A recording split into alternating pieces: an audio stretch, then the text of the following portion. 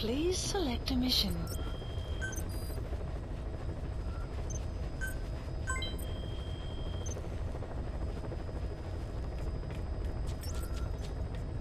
Please select a mission.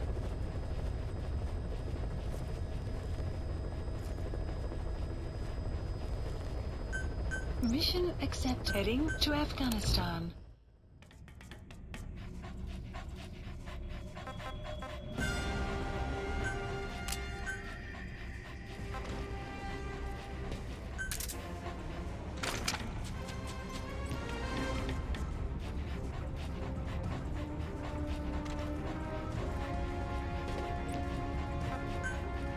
Deploying.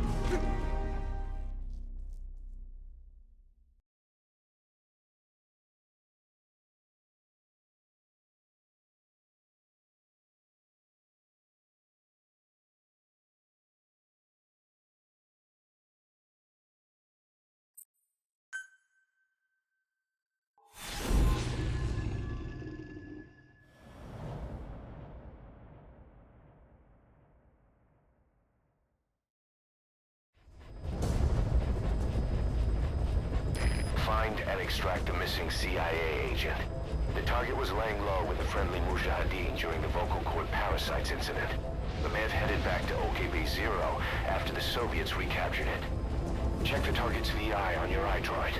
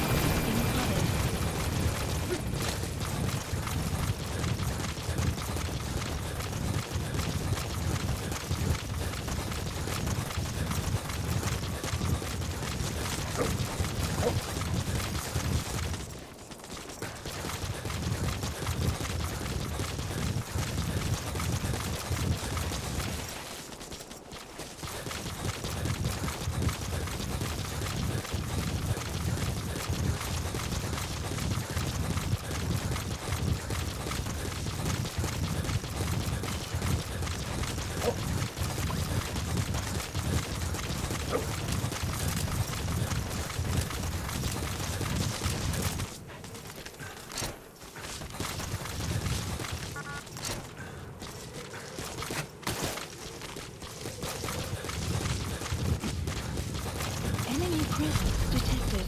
The map has been updated.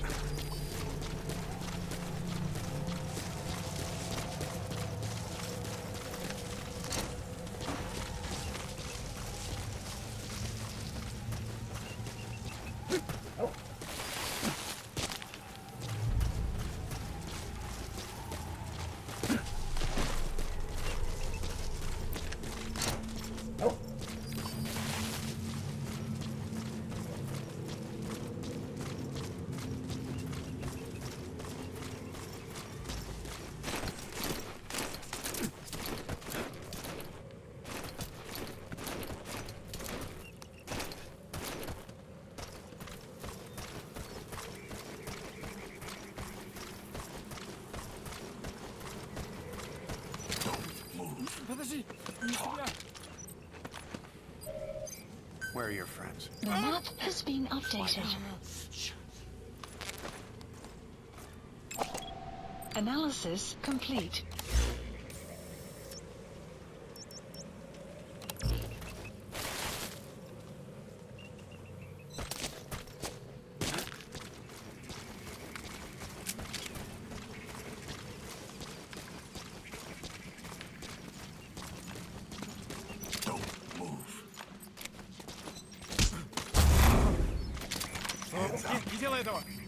Speak. The map has Where are your been friends? updated. Get down.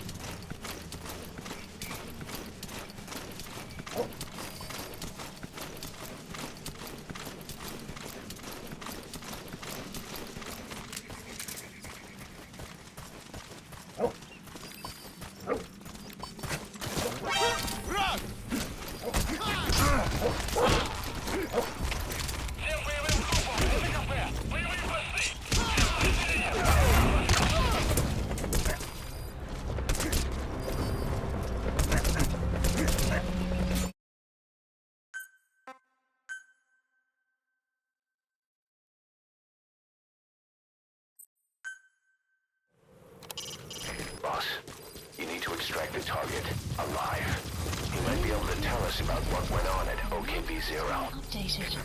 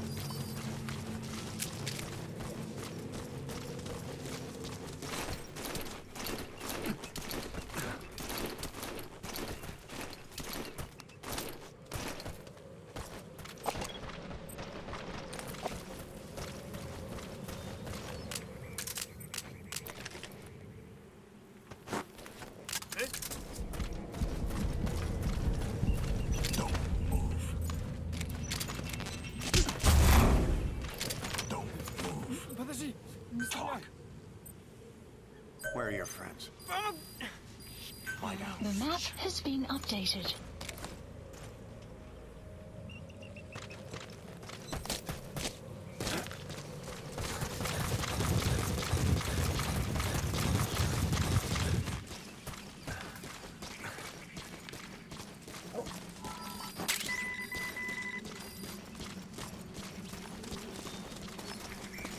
Не делай этого! Speak. Where are your friends? Get down. The map has been updated. Extract!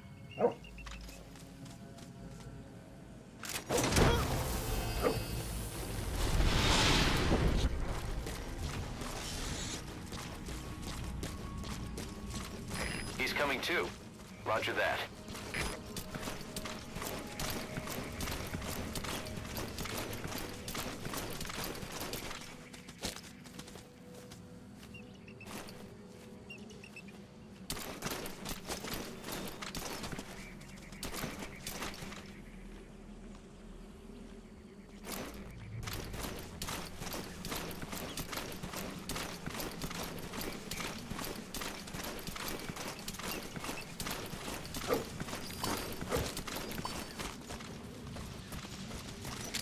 Hands up.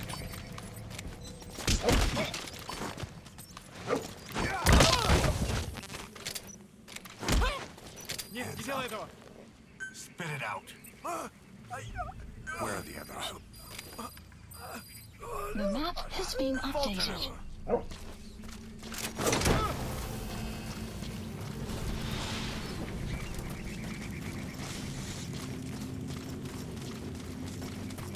You gonna extract him?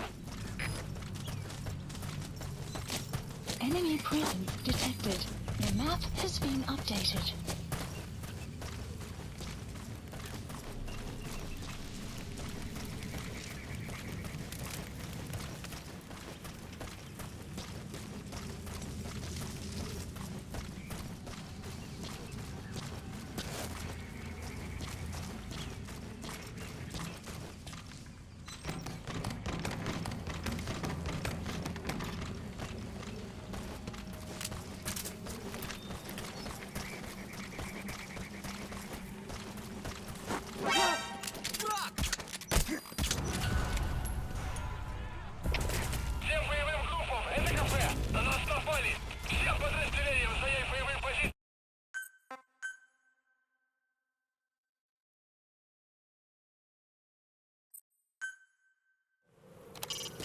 Boss, you need to extract the target alive. He might be able to tell us about what went on at OKB-0. Updated.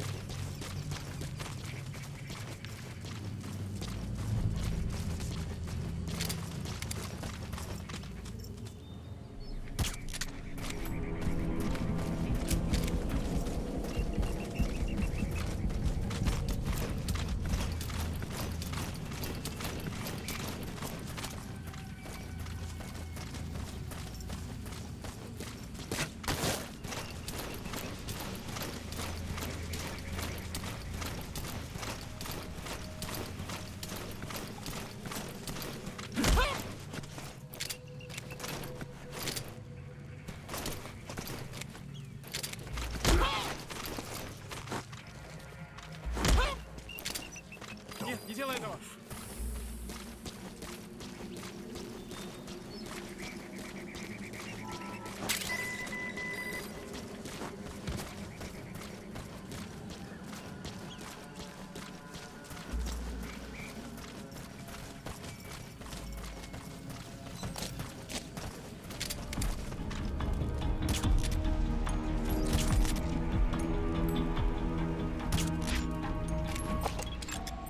Analysis complete.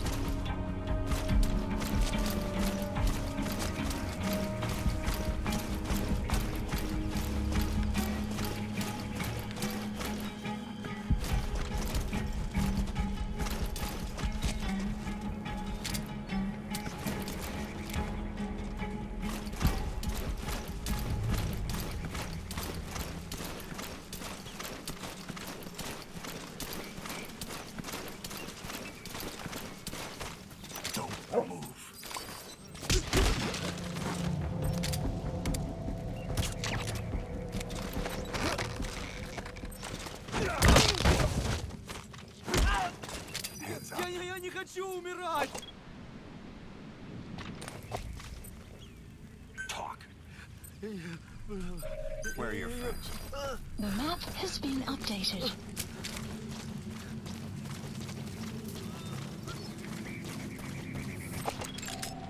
Analysis complete.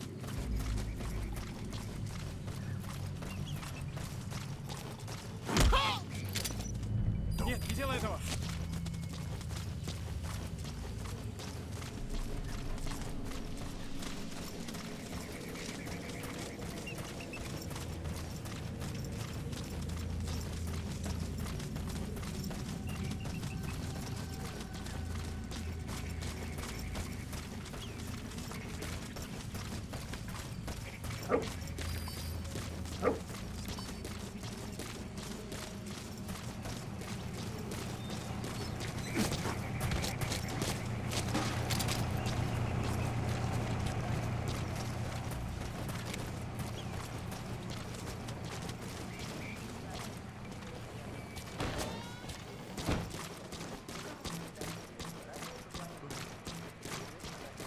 Enemy presence detected.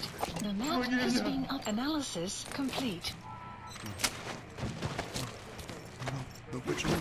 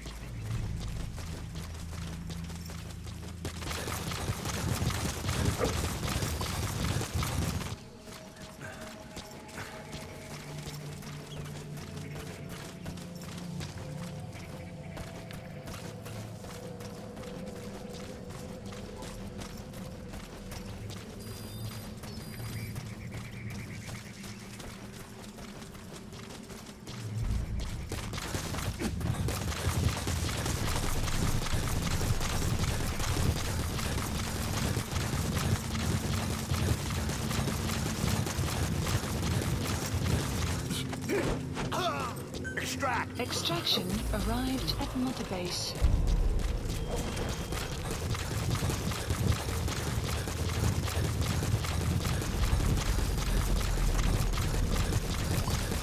Okay, subject is in.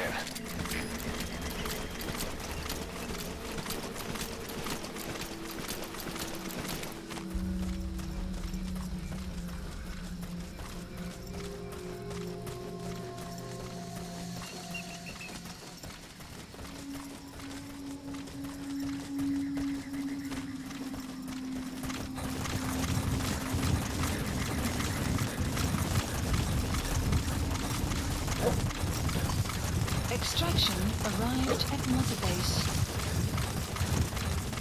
Enemy presence detected.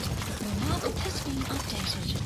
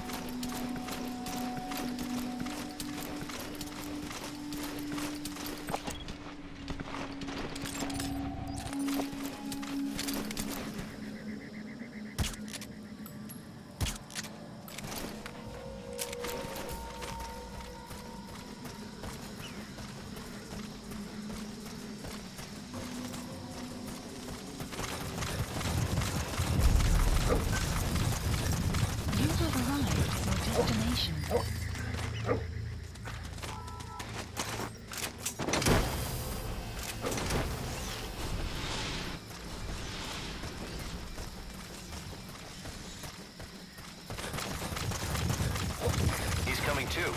Roger that.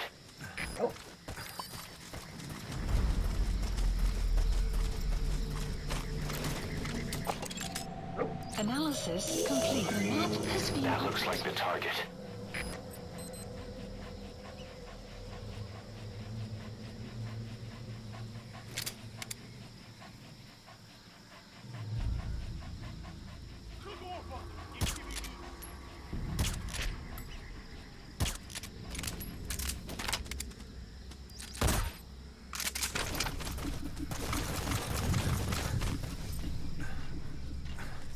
Enemy presence detected. The map has been updated.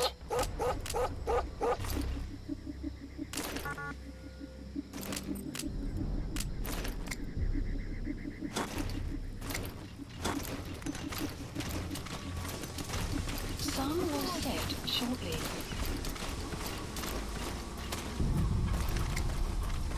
Похоже, здесь он побывал! Теряйте бдительность!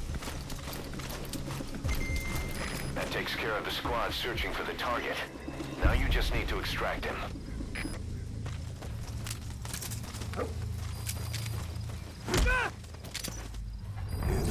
That takes care of the squad searching for the target. Now you just need to extract him. The map has been updated.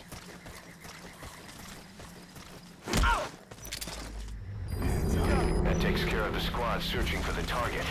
Now you just need to extract him. Нет, не делай этого! That takes care of the squad searching for the target. Now you just need to extract him. Speak. Spit it out. Go get him.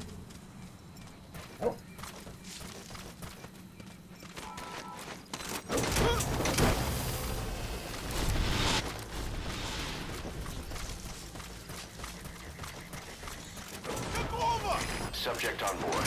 Leave the rest to us.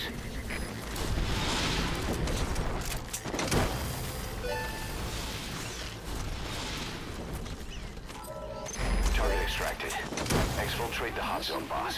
Has been updated. The map has been updated.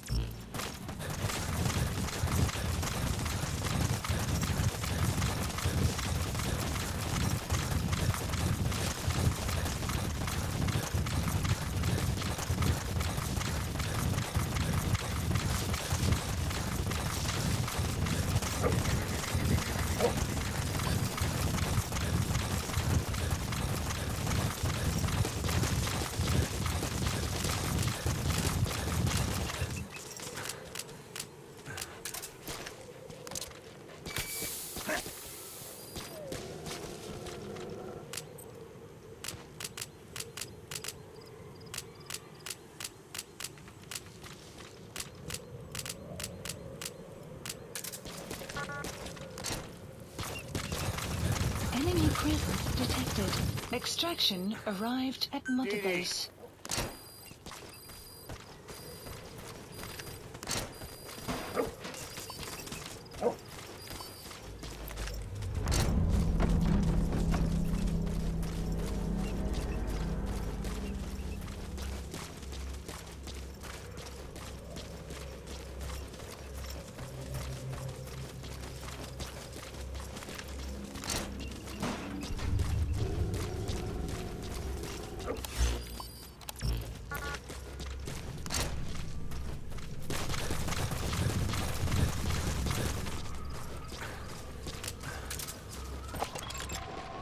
Analysis complete.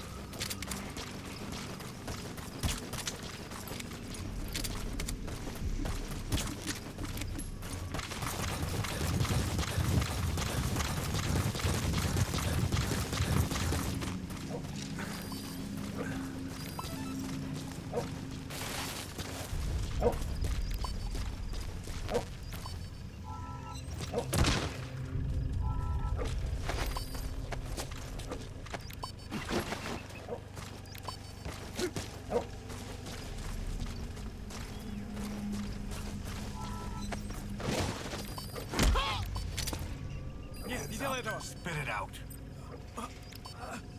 Where are the others? The map has been updated. Fulton him.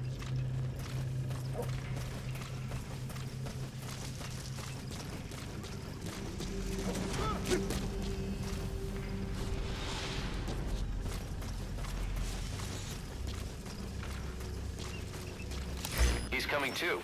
Roger that.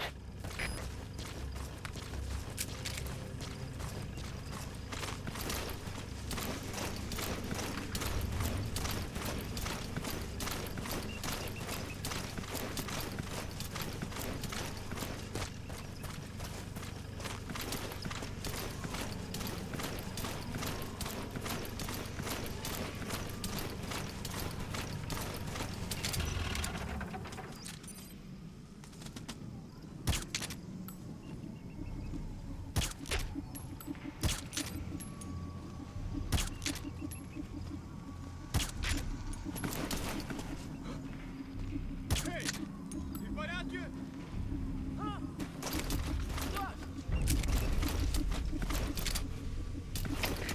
КПС 10. Тут происходит что-то странное. Что указали? Прием. Это КП. Понял. Усилить безопасность. Повышенная боевая готовность. Конец связи.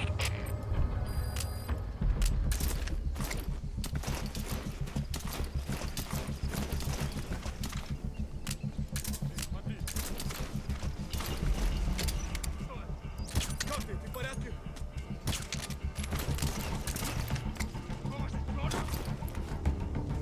Граната!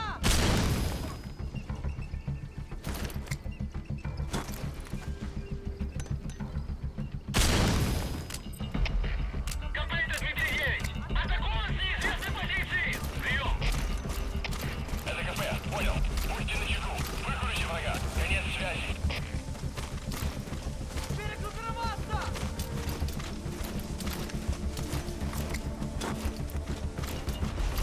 Граната!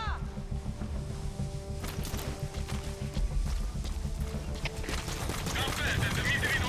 Наблюдаю дым. В зоне может быть враг. Прием. Это КП. Понял. Усилить безопасность. Повышенная боевая готовность. Конец связи. Помоги!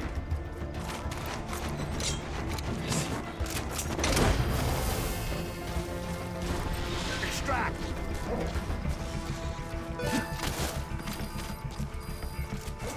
Subject on board. Leave the rest to us.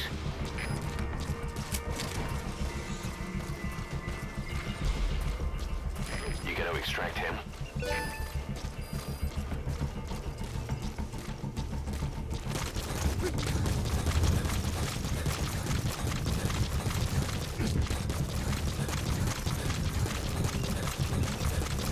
Enemy presence detected. The map has been up. Extraction arrived at Mother Base.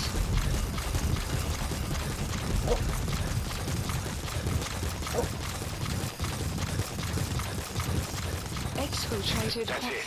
You've made it out of the hot zone. No sign of the enemy. Mission complete, boss. КП это Дмитрий 4. Development project has been added. Amazing. Mission complete. Boss, the target filled us in on what's been going on. He betrayed the Soviets, passing information to Langley, but got scared after learning XOF used the vocal cord parasites. Then came feelings of guilt that his leaks sent comrades to their deaths, and fear that America might deploy such a weapon itself. But in reality, XOF and Langley don't have a collaborative relationship, and Skullface was not working for America. Still, I can't blame the man for being afraid. After laying low with the Mujahideen, he tried to cut his ties with the US and return to the Soviet military. But along the way, someone came after him, and he was forced back into hiding. Could have been remnants of XOF looking to silence him. And you know the rest. He doesn't seem to know much about the parasites, but nevertheless, it'd be too dangerous to hand him over to Langley or the Soviets. We'll keep him here as originally planned.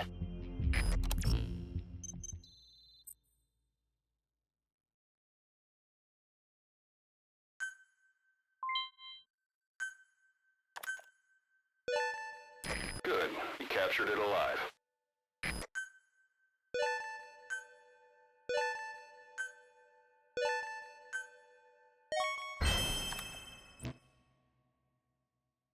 Emmerich's finished development on that battle gear of his. Get back to Mother Base.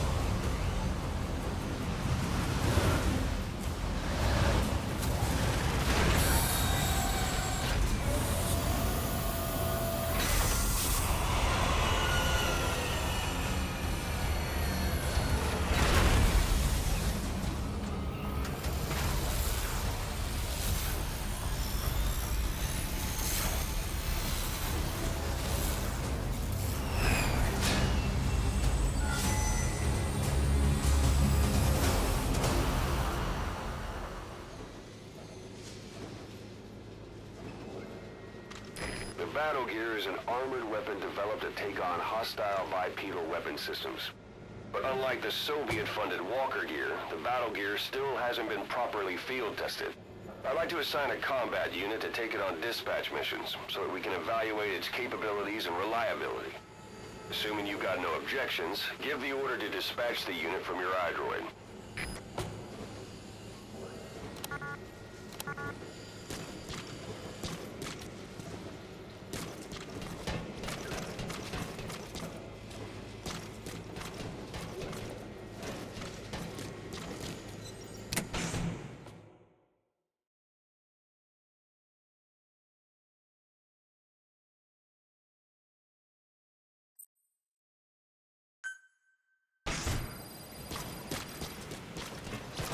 Boss, we need evidence to prove our suspicions about Emmerich. Head to the central base camp in Afghanistan and recover that AI pod. It's time we purge Diamond Dogs of that traitorous parasite once and for all. Please select a landing zone. Landing zone confirmed. Roger. This is Pequod. Arriving shortly at LZ. This is Pequod. On station at LZ.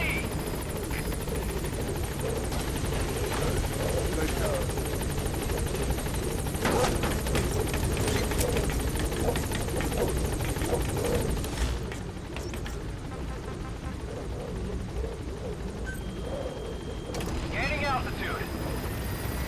Please select a mission.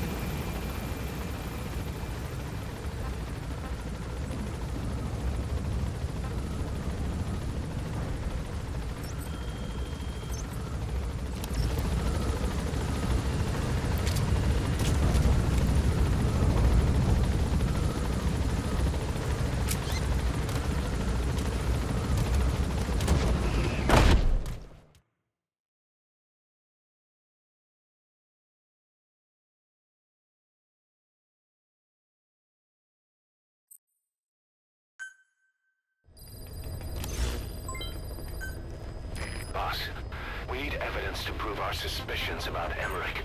Head to the central base camp in Afghanistan and recover that AI pod. It's time we purge Diamond Dogs of that traitorous parasite once and for all.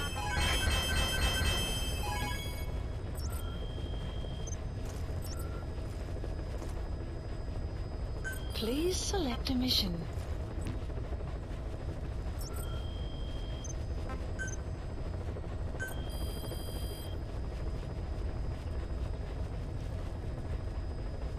Please specify a project.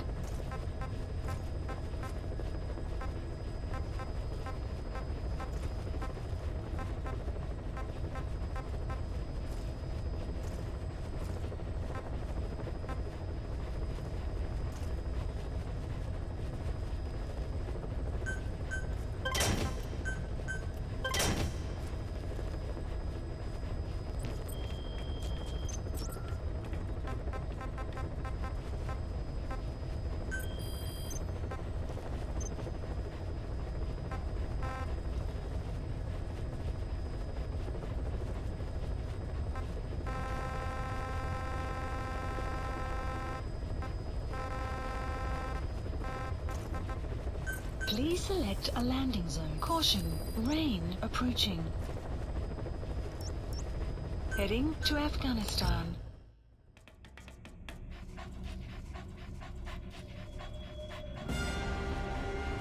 Deploying.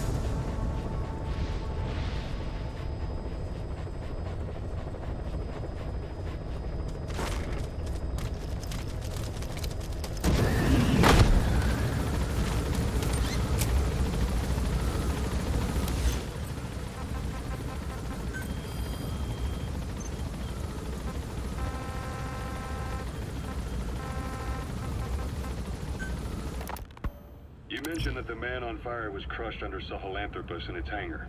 Yeah. He was caught under the wheels of its transport platform. But his body wasn't found. What? We searched the area the moment we arrived, but there was no trace of him. I wasn't hallucinating. I know. I trust you on that. That means someone must have taken the body. But when I got there, everything was still as it was. Even Skullface hadn't been touched. I can't see a reason to sneak into a place like that and drag out the biggest, heaviest guy there. What are you getting at? The only option left is... he got up and walked away. That platform ran him over. Just ran him over. You're saying that's not enough? I don't want to believe it, but maybe not. He shrugs off bullets, even rocket strikes.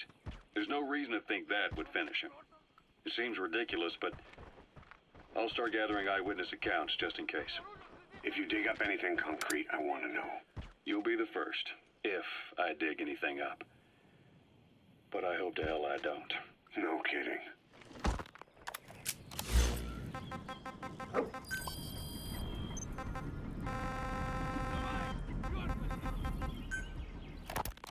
This is yellow cake that Cypher was having the PF's transport. Before we met you, the boss recovered it from a truck crossing the savannah. Are there metallic archaea inside it? Yes, the archaea metabolize uranium-235 to subsist. They must be stored inside yellow cake, or they cannot survive. So those biological traces we took for impurities were actually the real cargo. Of course, they are deactivated, so they do not trigger a sudden enrichment. They are like baker's yeast. Yet, they do gradually enrich the uranium as they feed. I imagine you detected weapons-grade traces. Yeah, we did. You gotta extract him. Right, that was loaded on the truck had traces of uranium in it, too. So that's the flower, huh? Skullface was gonna sell do-it-yourself nuke kits.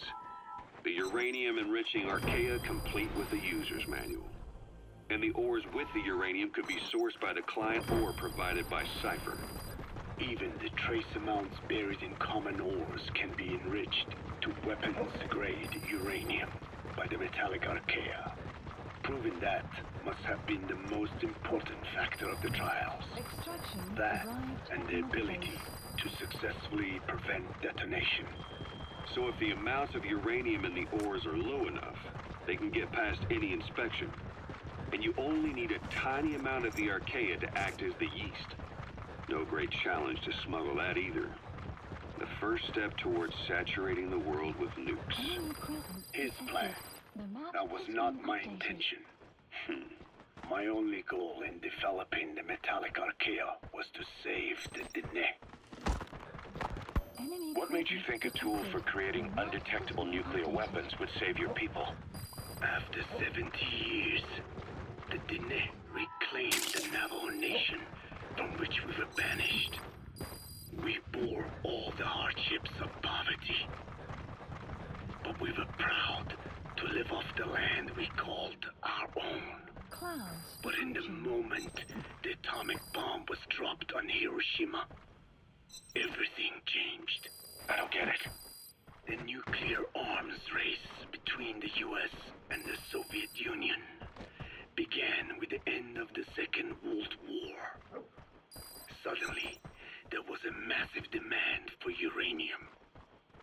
It was our ill fortune that the ground beneath the Navajo Nation was rich with uranium ore. The Blagana government set up mine after mine, and many of the Dene worked them, never informed of any danger. Every day, they went to work with no protection. The slag was simply piled out in the open.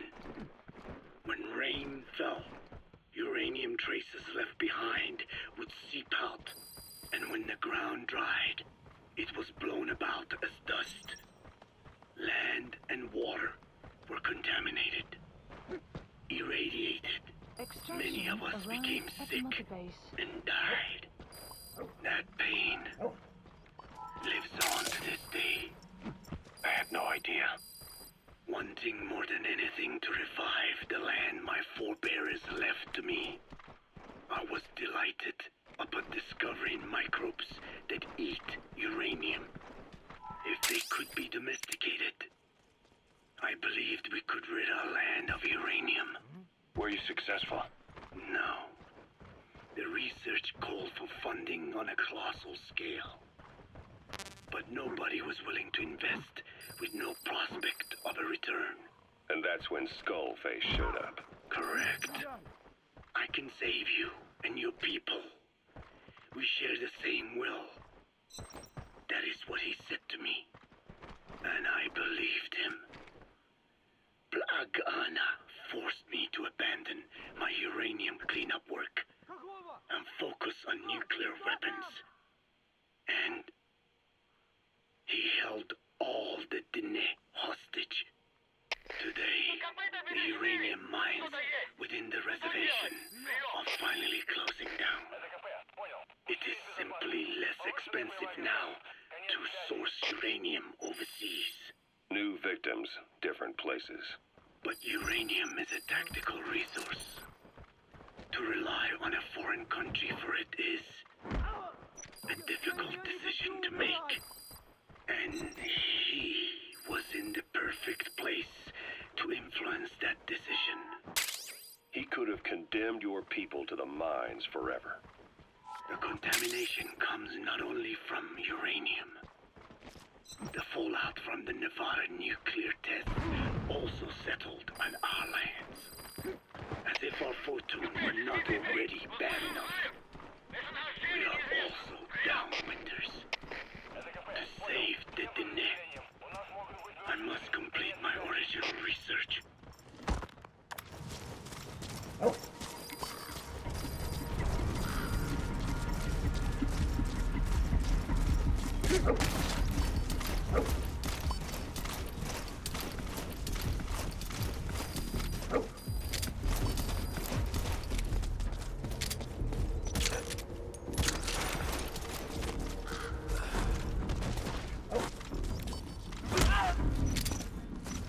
Я не хочу умирать!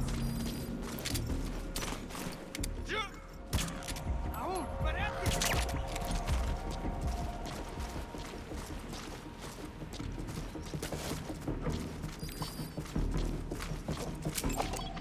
Analysis complete.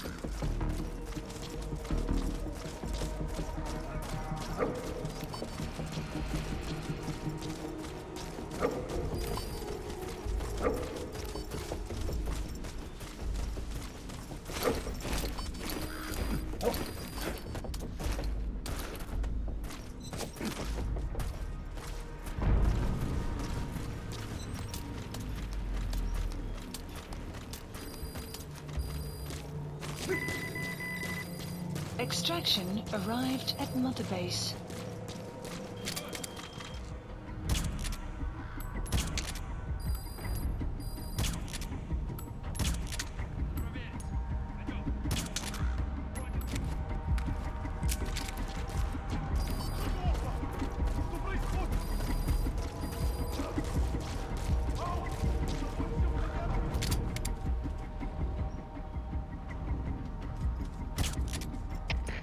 КП, это Зоя 4. Тут происходит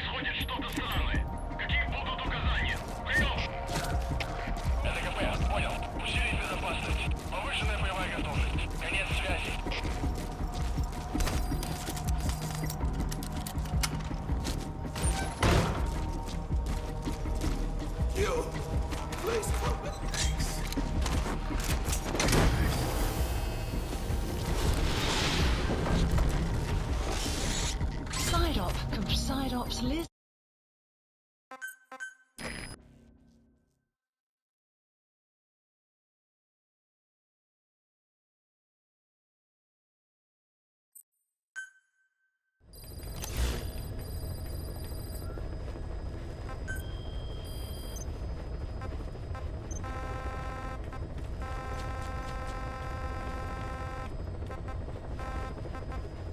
Please select a landing zone. Deploying.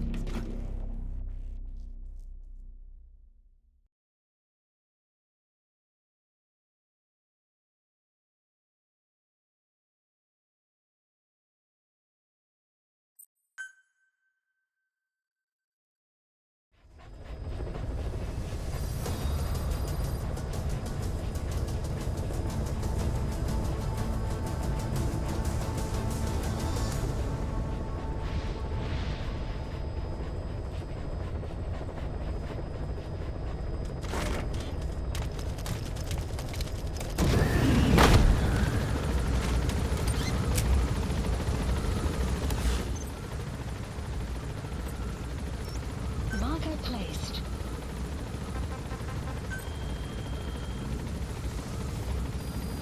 Please select a mission.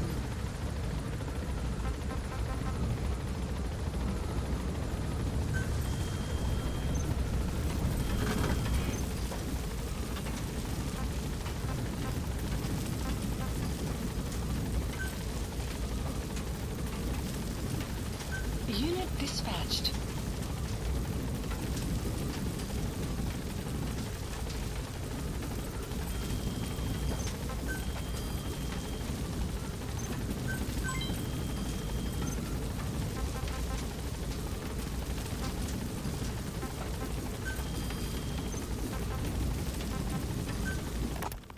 The one that covers.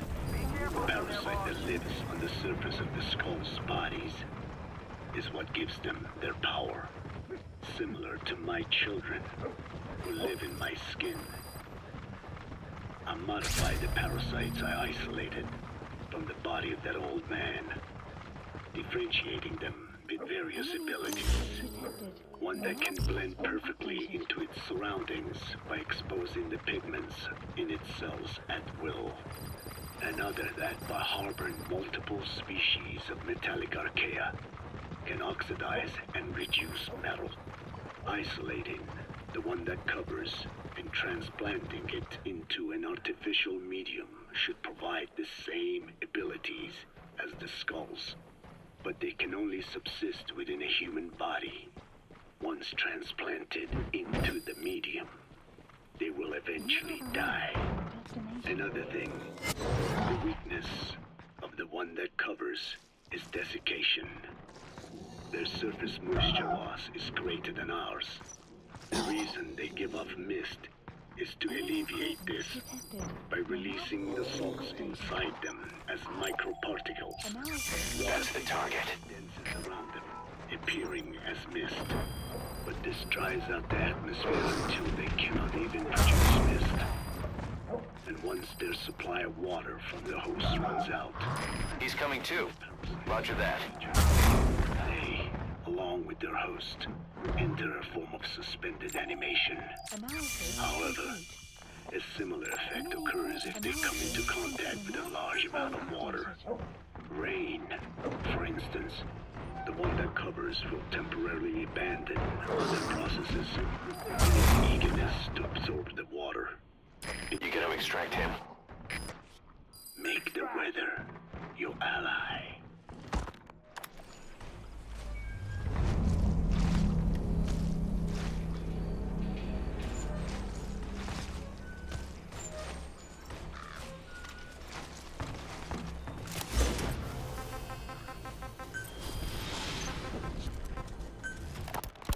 Hewitt's dug up some interesting facts about our skull-faced He's friend. coming too.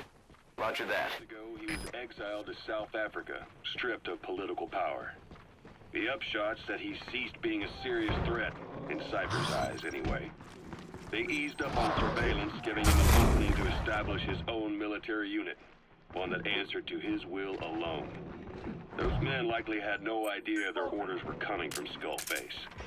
They probably didn't even know the organization was a part of Cypher at all. Anyway, he went to South Africa where he found renewed interest in parasites.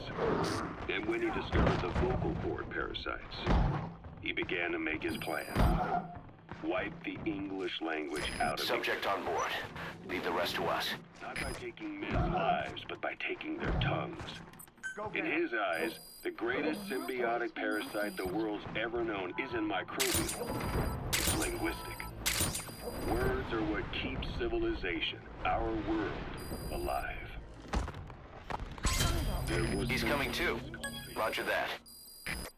America is made up of many peoples, but those peoples never mix. Quite so. One nation, home to hundreds of different ethnic groups, many of whom stick to their respective living areas, little colonies, not interacting with other groups, going out of their way to avoid one another, their land, organizations, relationships. Thus, the United States of America is no melting pot. It is more of a salad bowl.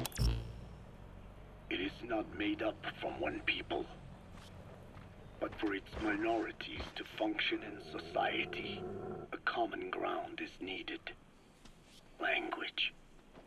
Even if the country is not one. No, because it's not one. A lingua franca is necessary. English. American hegemonism was born from the illusion that English could unite diverse ethnicities. In taking in people from around the globe, America became a microcosm of it. Now the boundaries between it and the rest of the world have become blurred. However different our neighbors may be, English enables us to create symbiotic relationships with each other. If English can bring unacquainted neighbors together in America, this should hold true for the world. This salad bowl that is the world can also become one.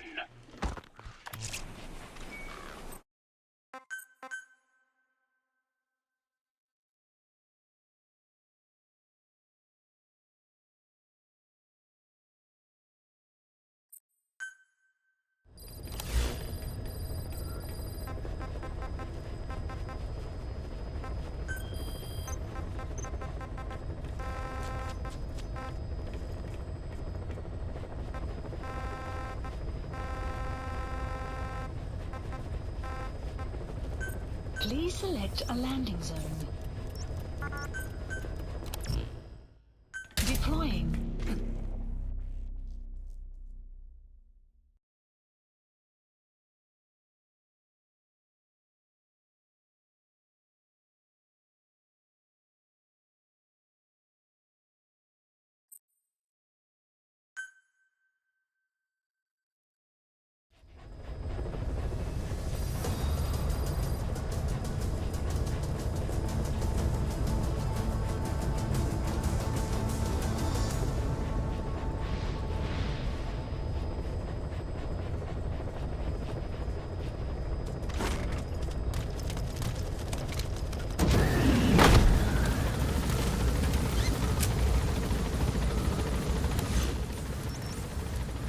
Marker placed.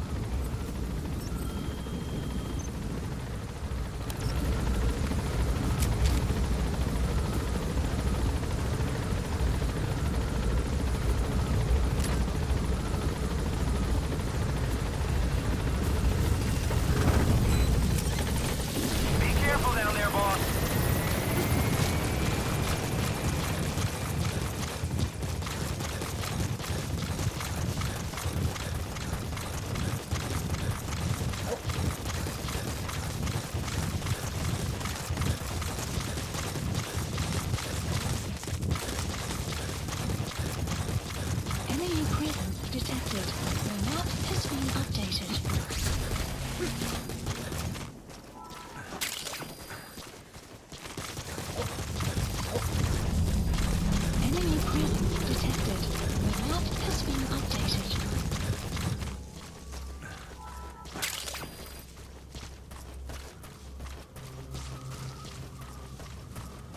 clouds approaching.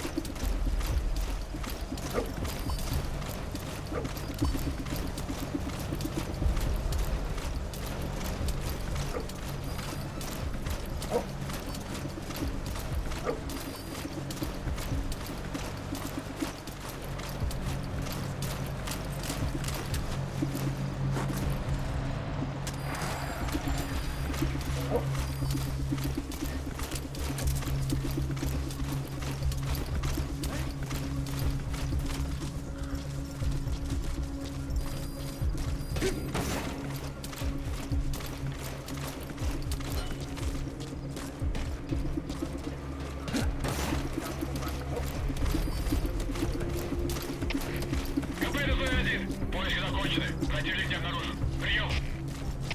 Это КП. Понял. Не расслабляйтесь. Они еще могут быть рядом. Конец связи.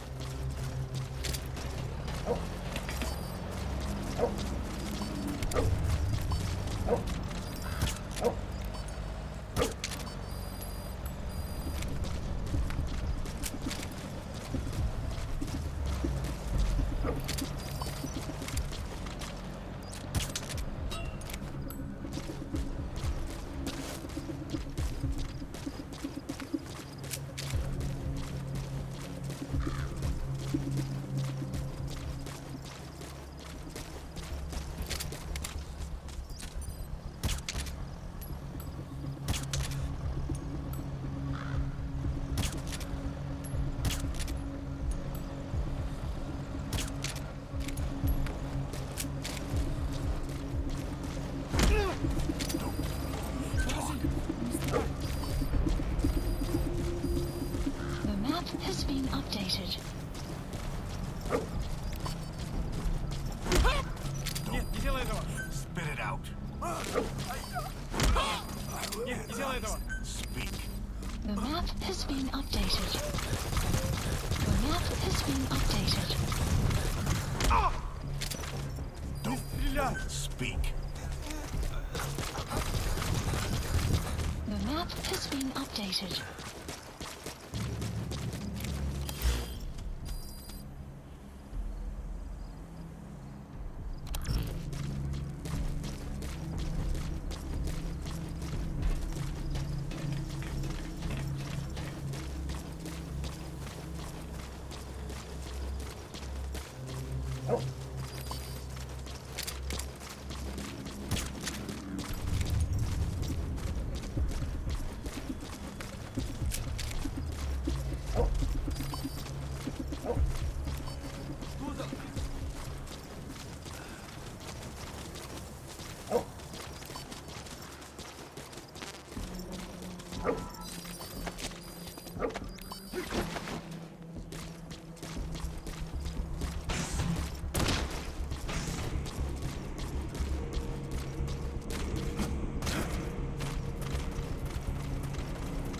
I'm defecting to the Soviet Union.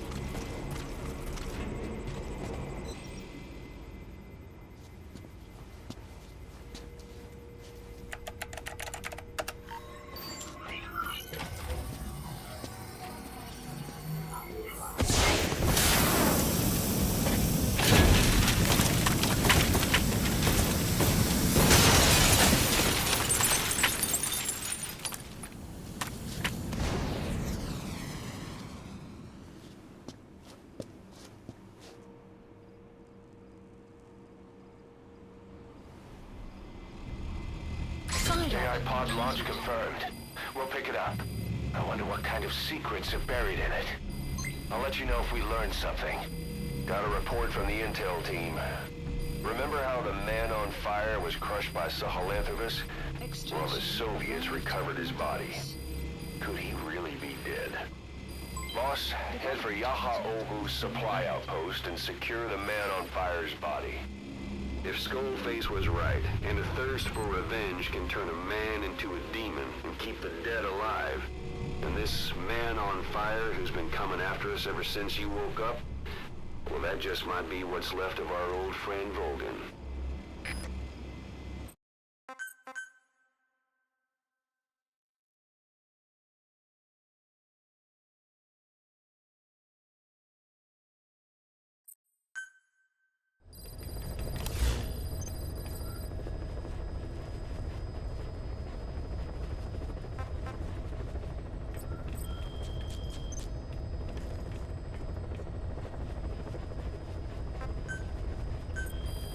Please specify a project.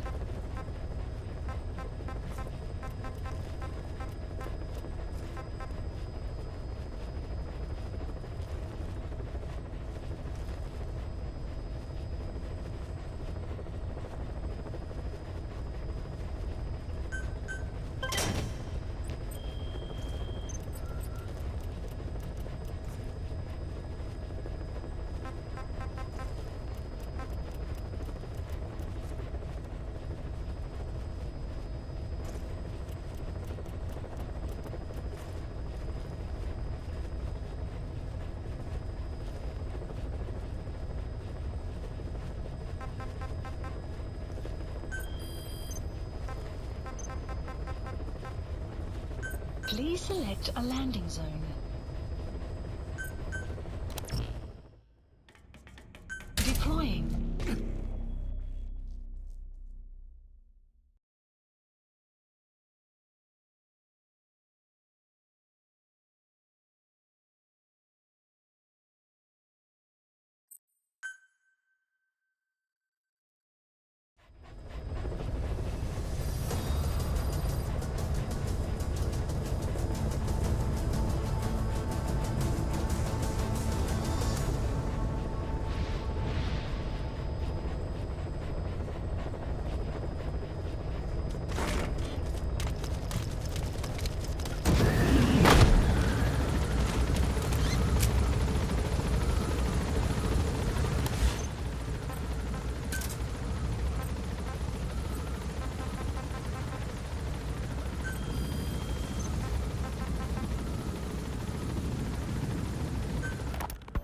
There's something I've been wondering.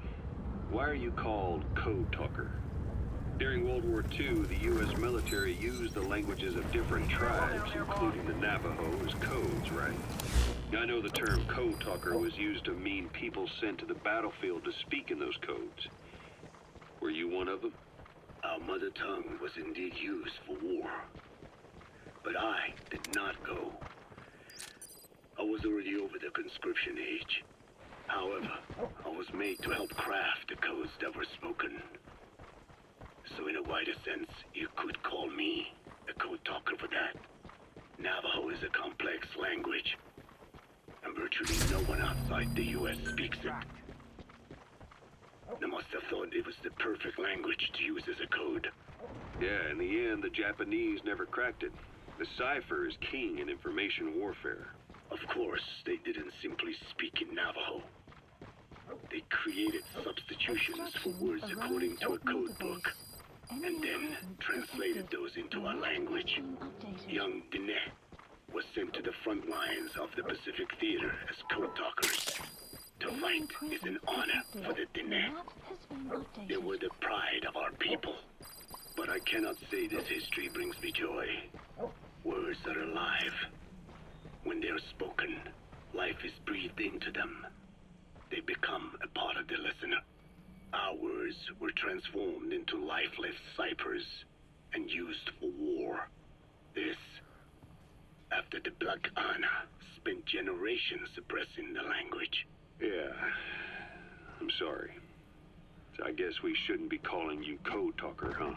No, I do not mind. The reason Skullface called me Code Talker was because I also am responsible for coding language into the vocal cord parasites. I am the same as those young warriors, used for a cipher's sake. I must never forget that. The name, Code Talker, is a lesson carved into my being. You said Skullface ordered you to weaponize the vocal cord parasites. But you also said he wasn't the reason. And he wasn't. I was seduced by the parasites. That is a fact. How? You mean from your curiosity as a scientist? That I cannot deny. But there is more to it. The story goes back to the 19th century, to my earliest memory. One day, a man from the government visited our Hogan, our home. I cried as he yanked me from my mother's arms and took me away to an Indian boarding school. From that day forward, I became George. This was the name my teacher gave me. I was forced to give up my Diné name, forbidden from speaking anything but English. If we dared utter a word of filthy Navajo, the teacher made us eat a bar of soap. Yeah, that was the U.S. government's education policy for Native Americans. To erase our words was like erasing our people. Their education was tantamount to ethnic cleansing. Over time, the overt persecution of our language stopped.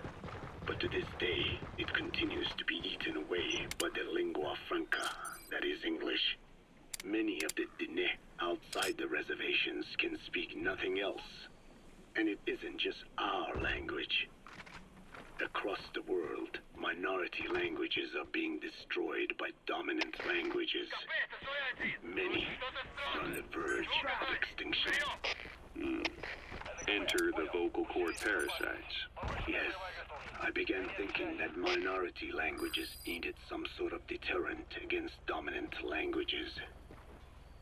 In order that their peoples and cultures would survive. It was then that I came across literature at the Foundation claiming that man acquired... Subject on board. Leave the rest to us. One that distinguishes between languages as a precursor to reproduction. If I could just resurrect it, make it more pathogenic. He's coming too. Roger that. Against English. But I failed to hide that aim from Skullface. He noticed. Yes, I wanted to retaliate against... Subject on board. Leave the rest to us. Never did I intend to actually use it as he planned. You know how the story ends. I was forced to study how to make the parasites compatible with the You gotta extract him. languages. All but English. However, he in fact secretly isolated an English strain. I will not be held prisoner by the man's phantom. The English strain must not be allowed to exist either. Subject on board. Leave the rest to us.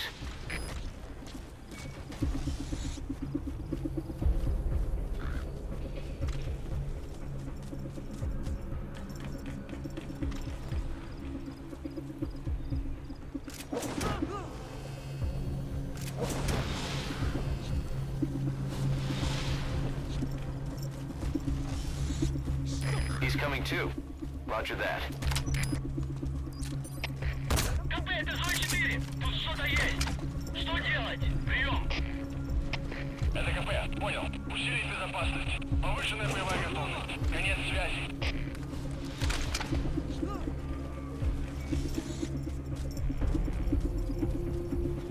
You gotta extract him.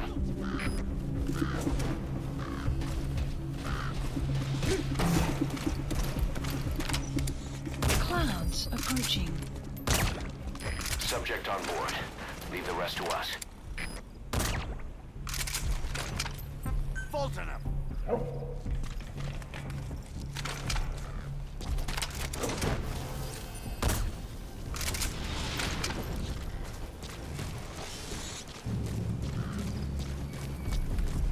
He's coming too. Roger that. Outpost captured. Fulton him! The map has been updated.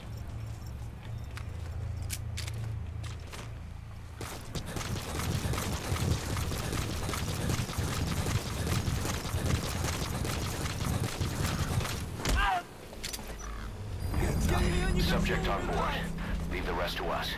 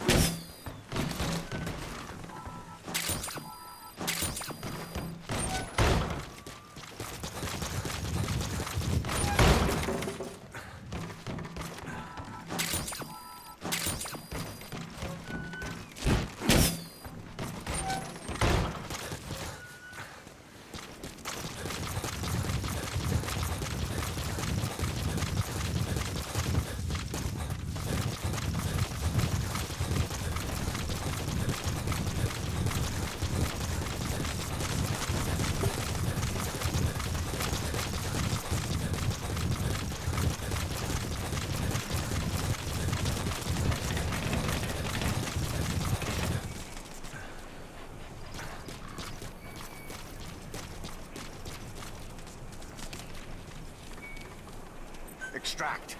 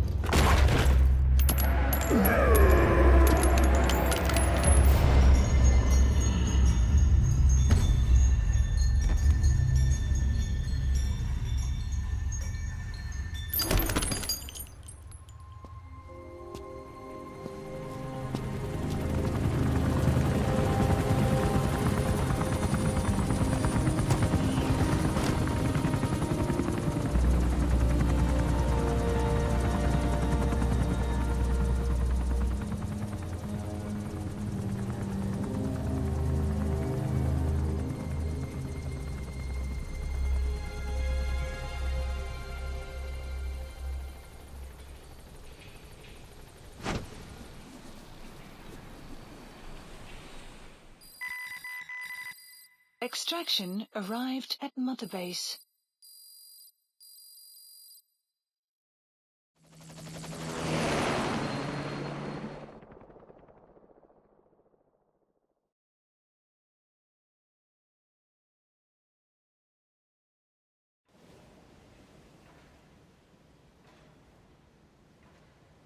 I barely recognize you, Colonel. Skullface used your thirst for revenge against Big Boss, did he?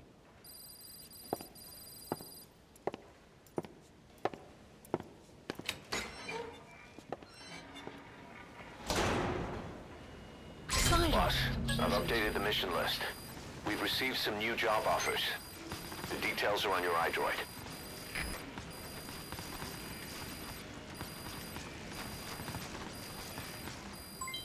Development project has been added.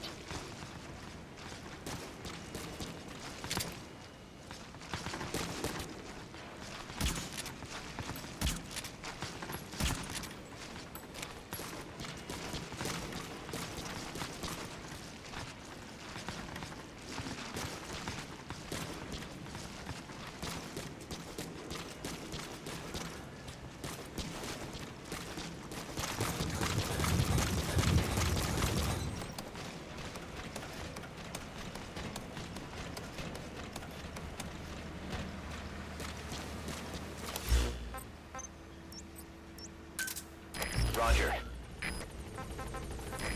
This is B-Quad. Arriving shortly at LZ. Please select a mission. This is B-Quad. On station at LZ.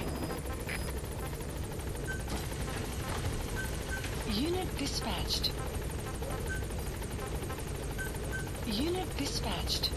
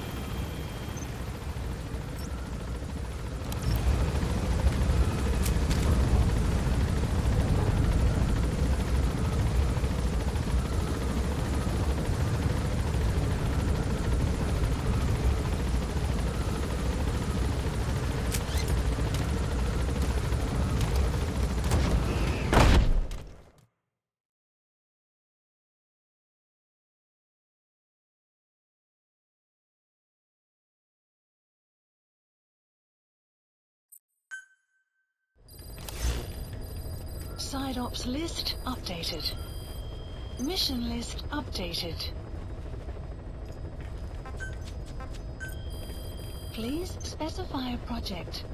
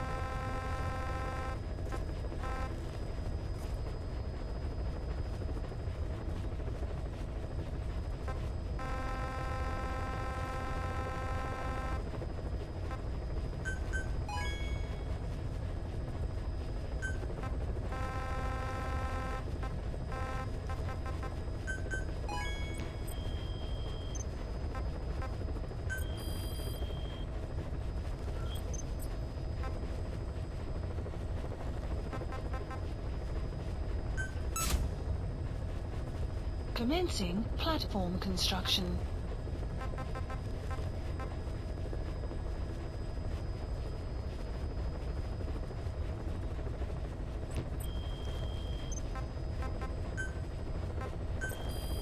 Please specify a project.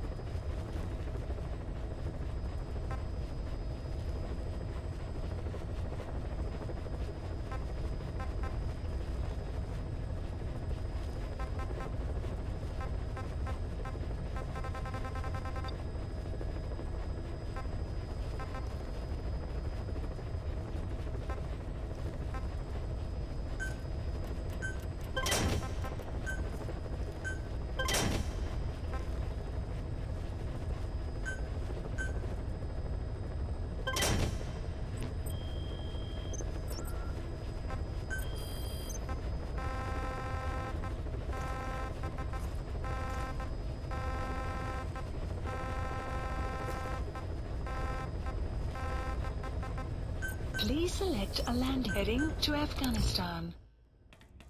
Deploying.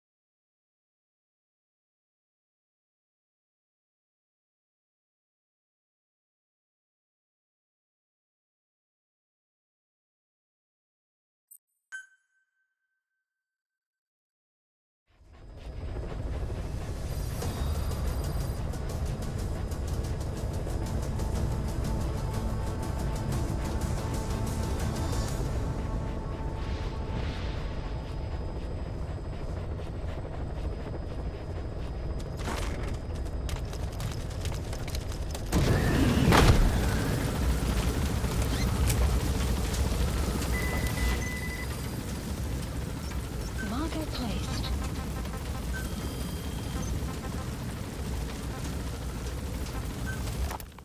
A ruler's greatest wealth is not money or land. It is the number of individuals under his control. Subjects who work, consume, are there to be used as pawns in war. For a capitalist ruler, his people's power becomes his power. You are the same. With your diamond dogs, you spin it with your speeches.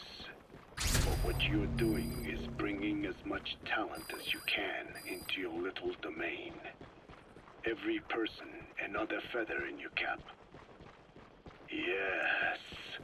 Since ancient times, every civilization's ruler has had the same idea.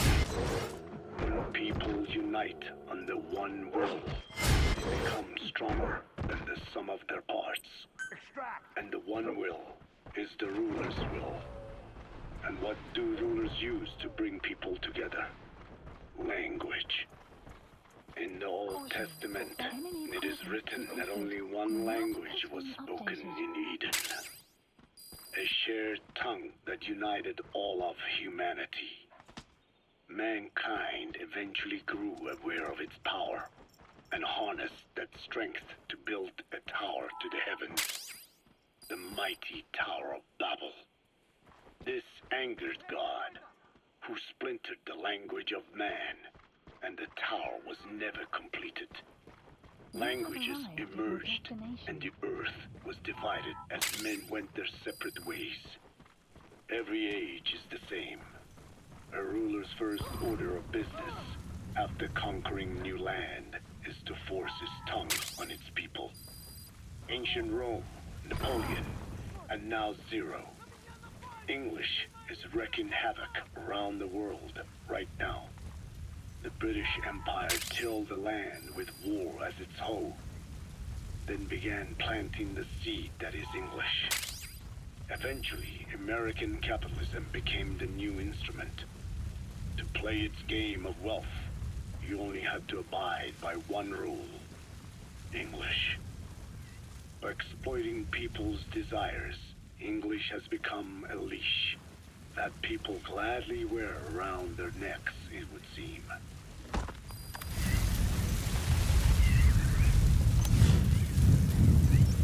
Marker placed. Marker placed. Marker placed. I have spoken enough. Your men can take it from here. Will you permit me to rest? Have something to eat? I thought you don't eat. I can subsist without food. But there is more to the act of eating than nourishment. We receive nature's blessings, and we affirm our part in it. And in doing so, we express our gratitude. Sorry, it's hearing you say you don't need to eat and that you're part of nature in the same breath. Anyway, what can we get you? Not exactly a five-star restaurant, but the kitchen's used to serving a lot of different appetites. Hamburgers. Hamburgers? Even we Dinne have become Americanized.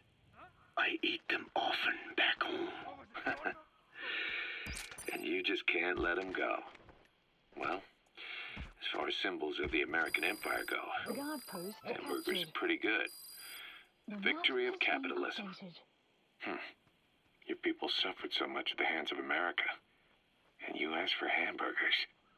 We have suffered more than you can know. But I do not see hamburgers as an accomplice. A single dish, providing a balanced helping of nature's blessings. Meat, grain, and vegetable. How could anyone hate such a magnificent thing? Says the guy who can survive on photosynthesis. Balance has nothing to do with it. You just like a good burger. That is also true. Be warned, though. I have very high standards. Don't worry. I do too. All right, then. One good old-fashioned all-American icon coming up. I look forward to it.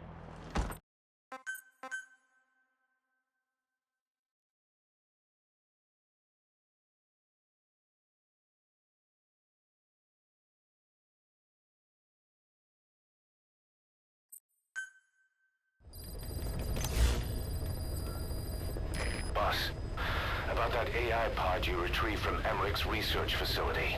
Guess what we found inside? A corpse. Human. The pod maintained a low internal temperature the whole time, and very little outside air got in. That would have slowed down decomposition. Still, the remains were mostly skeletal. Estimated time of death is between 6 months and a year ago. We put the screws to Huey about it. Listen to the tape. Turns out it was the body of someone we knew very well.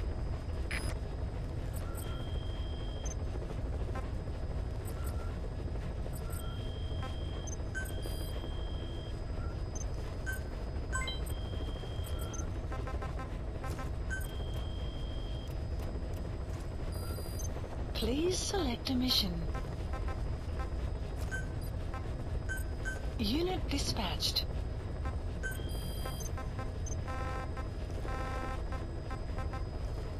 Please select a landing zone. Deploying.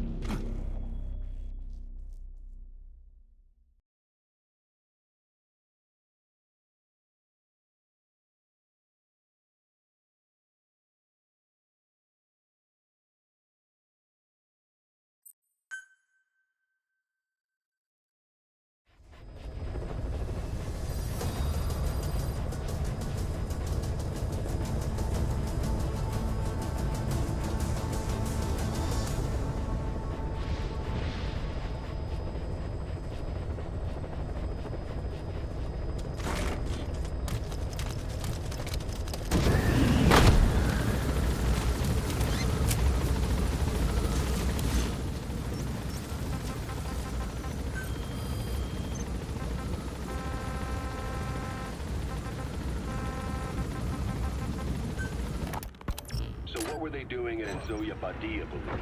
That facility with all the people laid out in rows. The abandoned factory Shabani was held in. It is precisely as you guessed. Black Anna was coding languages into the vocal cord parasites. They infected the subjects with the parasites, then made an incision in the throat to expose the vocal cords. That allowed them to play recordings of a desired language directly to the parasites. And the parasites learn the languages that way. That's some teaching method. I just don't get how a bunch of bugs had the brain power for it. They don't. Do not judge them by human standards. They do not learn as a function of intellect. Then how do they do it? What language the parasites react to is coded into their genes. You could expose the Japanese strain to English for years, and it would never learn the language and react to it. The pronunciation, rhythm, and structure are different. But what about, say, Spanish and Portuguese? Linguistically, the two are very close. Yeah, they're both Ibero-Romance languages. Even so, a Spanish language mating pair exposed to Portuguese will not copulate. Only when they hear Spanish. Only then. And the majority of their offspring will be the same. So it's a literal case of a mother tongue. But if that's so, I don't see how the different strains could be created in the first place. Well, among the many thousands of offspring, there may be just a few that react to Portuguese. You're talking about mutations. Correct. Playing the tapes helps to identify the mutant strain. They shot down the chopper. Already a backup chopper. Call it from your iDroid. From their children, specimens that react most strongly to Portuguese can again be selected and bred. Repeating this process creates a strain that reacts solely to Portuguese and never to Spanish. Mutation. That's the target. Analysis complete. No different to breeding roses. So you kept increasing the change over the generations, adapting them to languages from all over the world. Must have taken a hell of a lot of patience. More like patience. Just how many died for this? Extraction There's something I still don't get. In order to tell which larvae will react to Portuguese, you'd have to let them develop and then see which copulate. That means you'd need tens of thousands of guinea pigs. There's no way you could do that in a facility that small. For normal selective breeding methods, you would be right.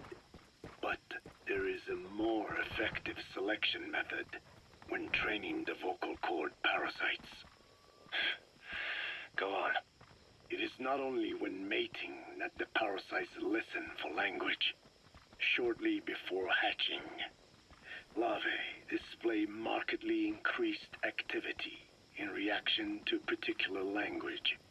The active eggs can be identified under a black light, so the eggs that react to Portuguese are selectively placed in the throats of subjects.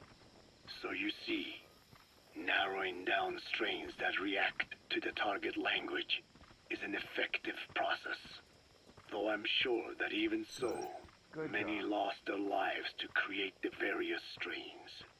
Taken against their will into that dungeon.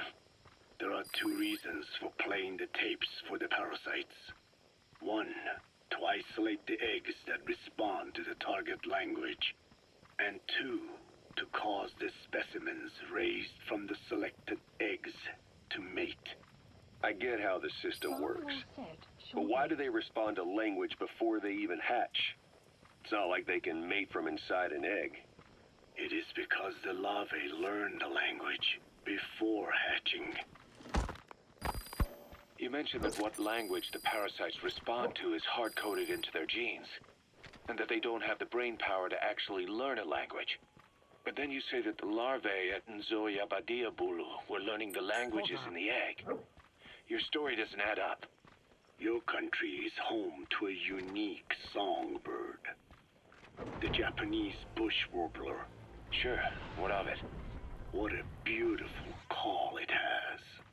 But no bush warbler can sing it perfectly at the start. As chicks, they can barely chirp at all. They must learn from their parents and other adult birds. Only then can they sing properly and attract females. So naturally, there are individual differences in each bird's call. Though they start on the same footing, each bird is influenced by its teachers. And the parasites are the same?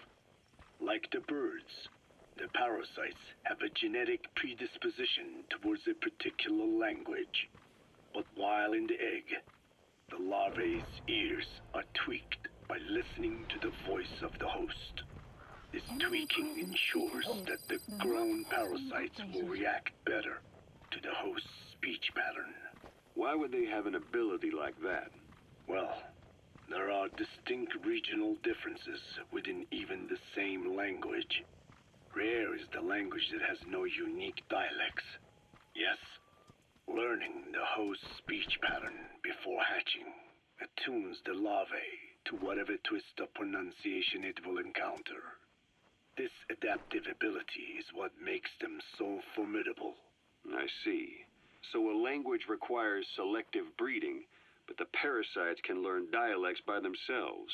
Of course, having the egg-stage larvae listen to the tapes in the factory was not meant to teach them. It was more important to use that trait of theirs to identify the mutated strains. As I mentioned earlier, Is that really accurate enough to use as a weapon? You could wipe out a neighboring ethnic group by accident if their pronunciation is too close. what you say is true. In that sense, they are imperfect as ethnic cleansers. But for his purposes, they are good enough. His objective was not to exterminate any one ethnic group, but to render the world's lingua franca, English, inert.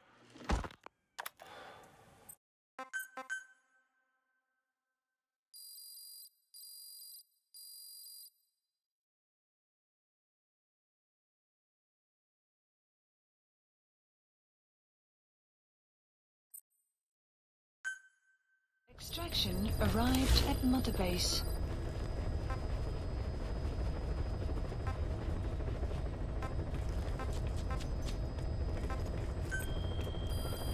Please select a mission.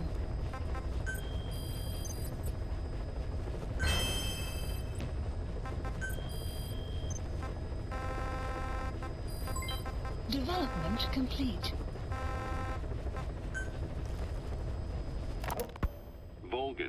GRU colonel was burned alive with a Shagohod during Operation Snake Eater 20 years ago. Despite suffering severe burns to his entire body, he still clung to life. After you left Seleniarsk, Volgan's body was taken to a research institute in the outskirts of Moscow, but modern medicine couldn't explain why he was still alive. Not that the colonel was any ordinary man to begin with. That constant electric current he had running through his body that he could unleash at will. To be honest, I was always uncomfortable around him. Thought I might get electrocuted just by standing nearby. The institute studying him was tasked with investigating and developing human paranormal abilities. The comatose Volgan was used to further the Soviet Union's research into such abilities. But not long ago, the facility burned to the ground, and Volgan's body was never found among the rubble, even though the fire started in the room where they were keeping him. This occurred at around the same time you woke up. If Skullface was right, and a thirst for revenge can turn a man into a demon and keep the dead alive, then this man on fire who's been coming after us ever since you woke up, well, that just might be what's left of our old friend Volgan. It's not over yet. Back in '64, in Seleniarsk, you brought his plans for a utopia down in flames. That grudge is what's keeping him alive. The day the research facility holding Volgan burned down, a Soviet jumbo passenger jet happened to crash nearby, far away to the north of that hospital in Cyprus. On board the plane was a young boy who was being studied at the same facility. The plane fell to Earth from over 8,000 feet, but the boy's body was the only one not recovered. At almost exactly the same time as the crash, Volgan awoke in that facility. According to the Research Institute's documents, the gifts this boy demonstrated included psychokinesis and telepathy. To protect his mind from being inundated with other people's thoughts, he always wore a kind of gas mask. A rudimentary form of psychic insulation, apparently. We don't know where this boy is, but if Skullface is connected to him, we may cross paths with him yet. This boy is part of a new age where nothing we understand about the world makes sense anymore. Don't let your guard down. Please select a mission.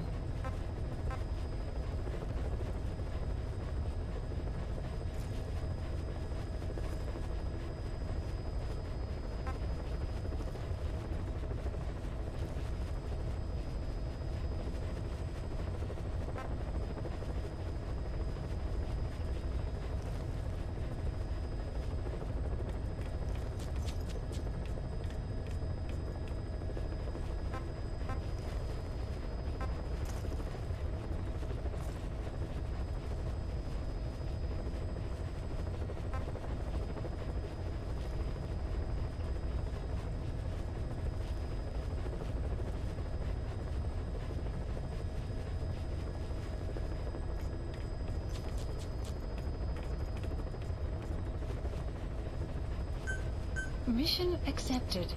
Heading to Central Africa.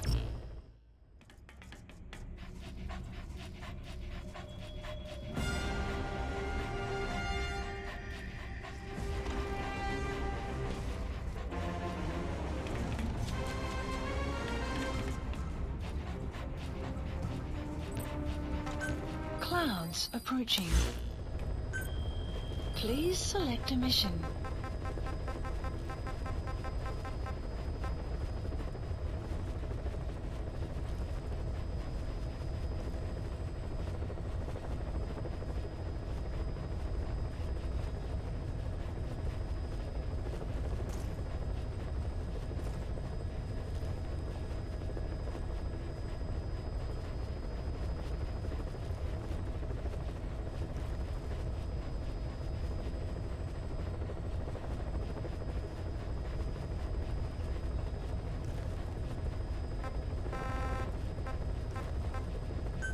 Mission accept. Heading to Central Africa.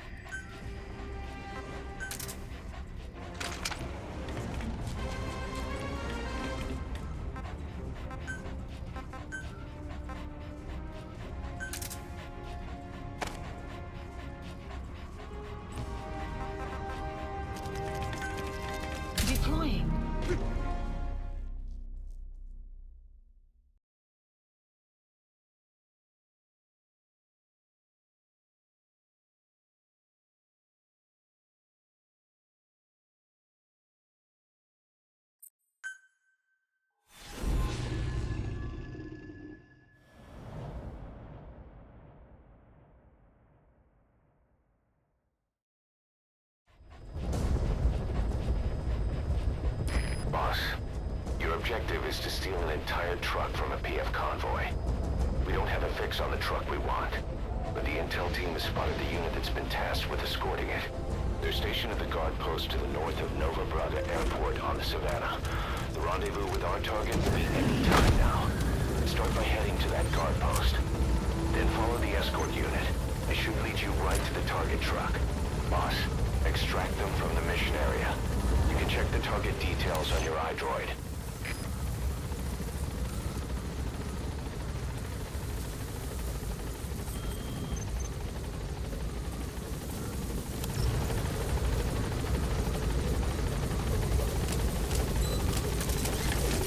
Be careful down there, boss.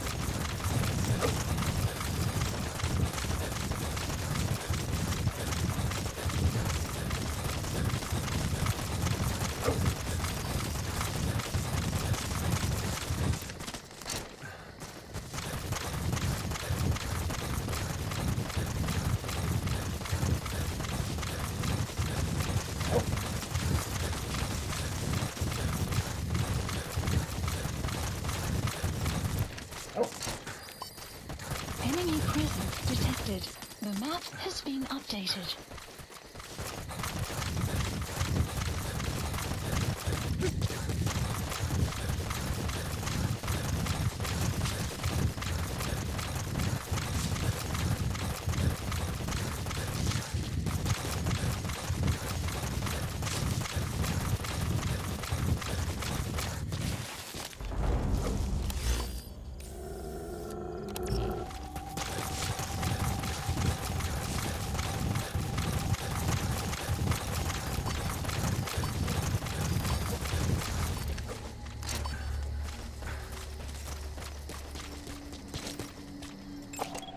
Analysis That complete. soldier, he isn't with the CFA.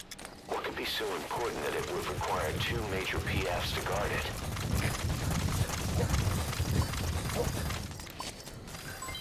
Development complete. Development complete.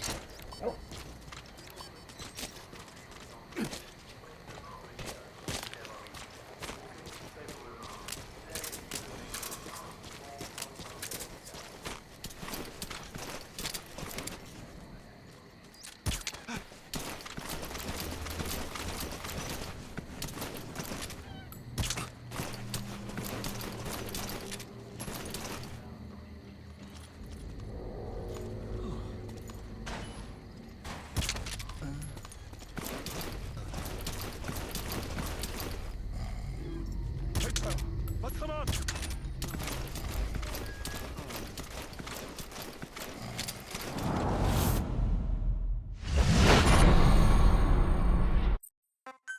Will clear shortly. The skulls. If these bastards are pulling guard duty, The map that has proves the been cargo is headed to Cypher.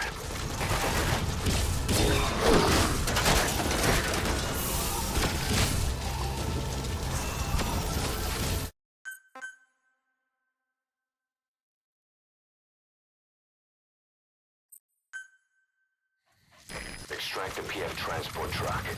Throw a wrench into Cypher's plans. See any clues in the guard post that will lead us to the target. Have a look around. presence detected. The map has been updated.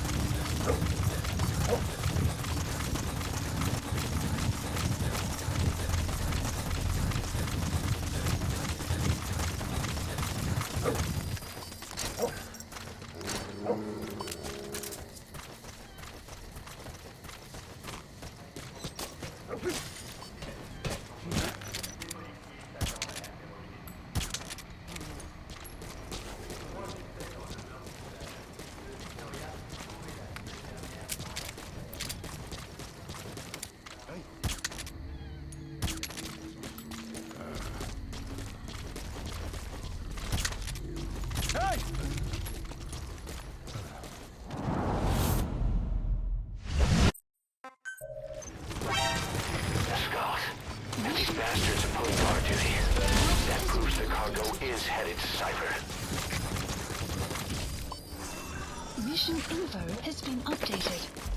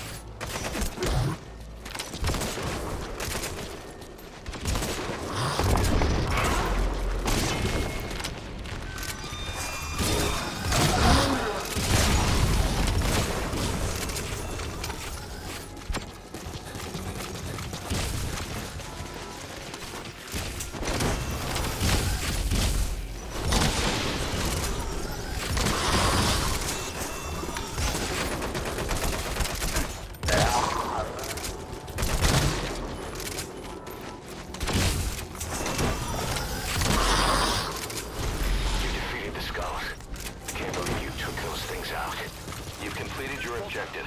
Now get out of the hot zone.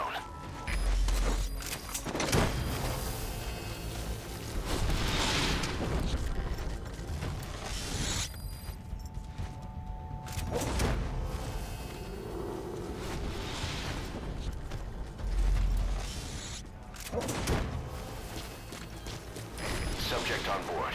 Leave the rest to us.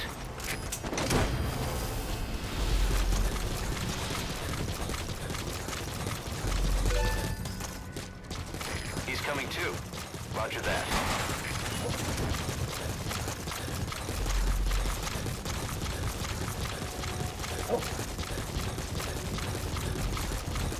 You gonna extract him?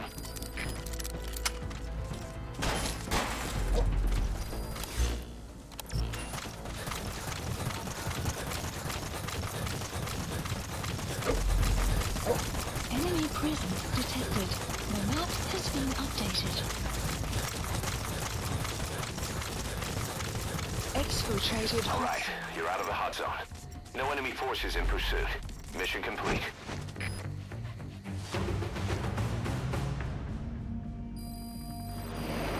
Extraction arrived at Mother Base.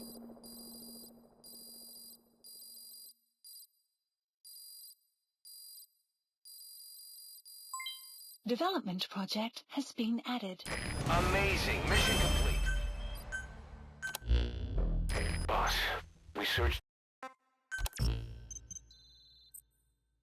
Good. You captured it alive.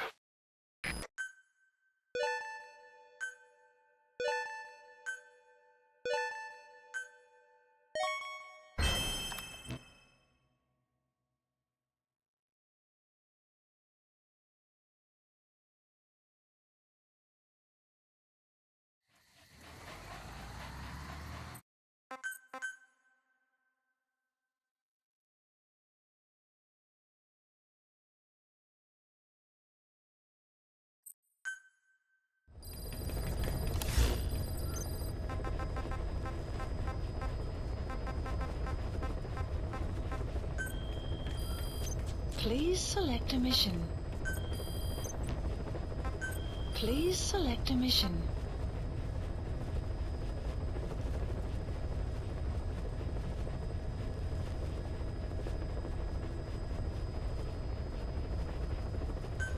Mission accepted.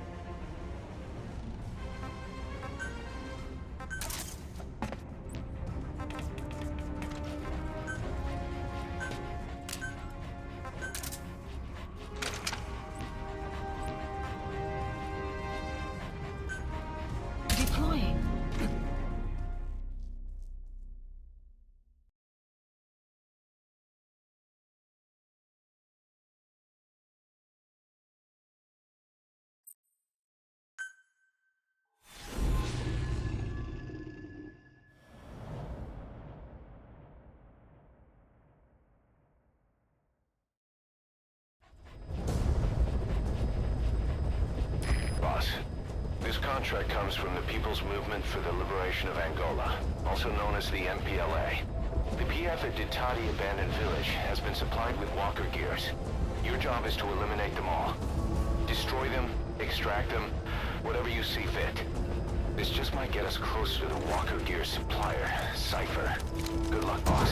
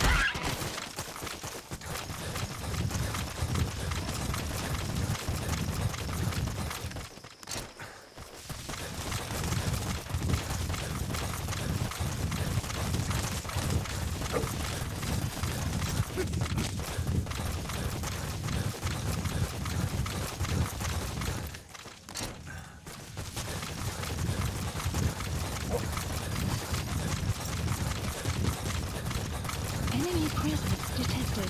The map has been updated. You have arrived at your destination.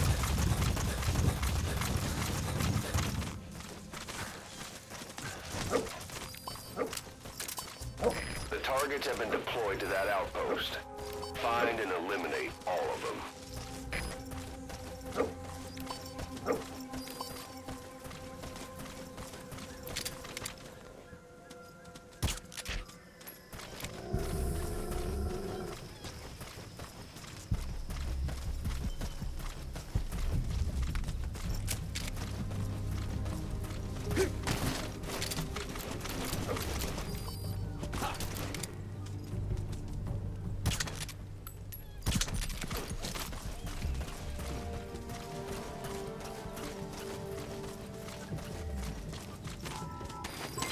Development complete.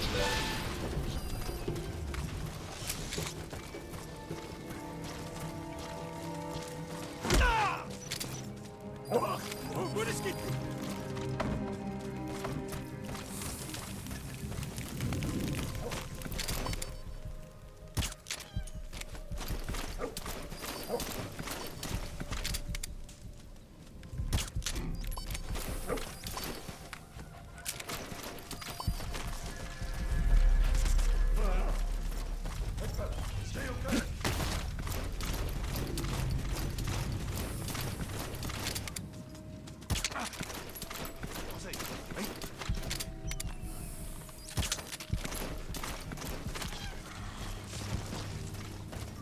Extract!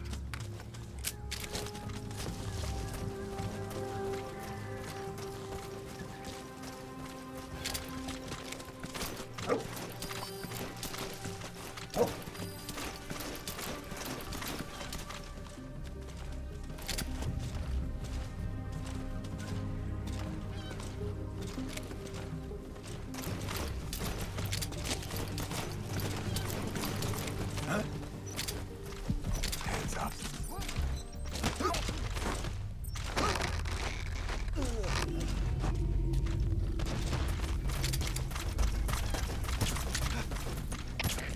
Ship, dit is Delta 2. Je moet de weg om het uit te checken. Stuur instructie. Word. Er is CPF, begrijp. Scherp securiteit en weer zwakker. Uit.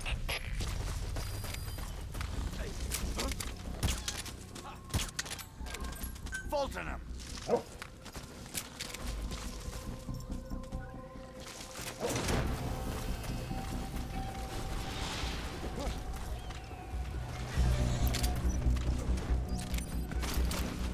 He's coming too. Roger that. You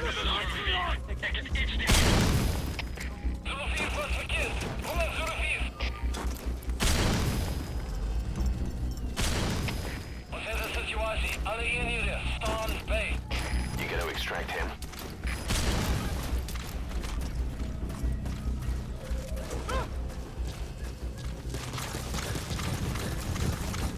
Extract!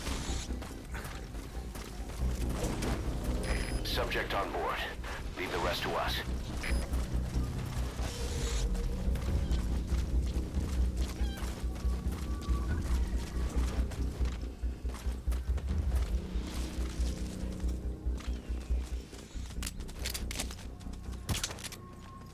You gotta extract him. Fulton him!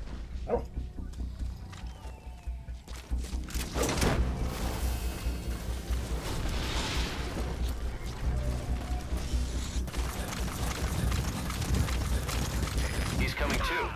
Roger that. Вырастите!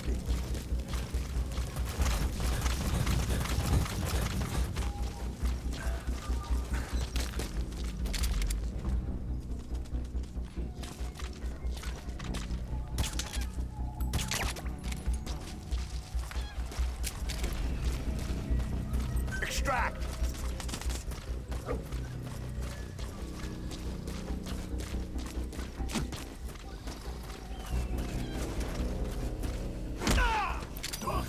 Вырастите! Hands up! Вырастите! You gotta extract him.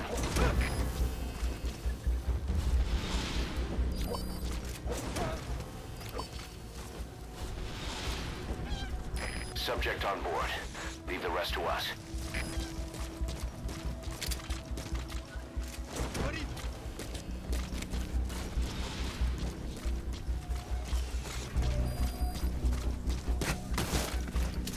Okay, subject is in.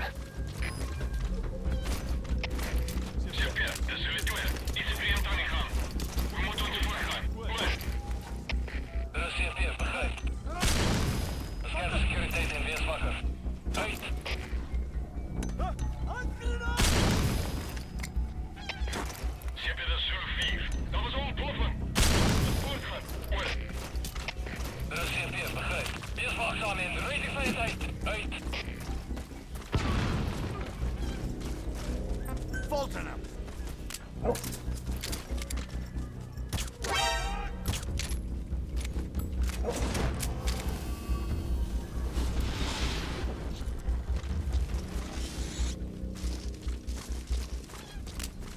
He's coming too.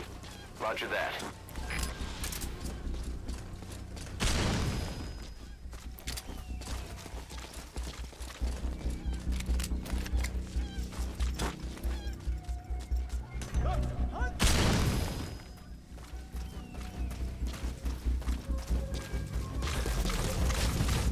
Extract!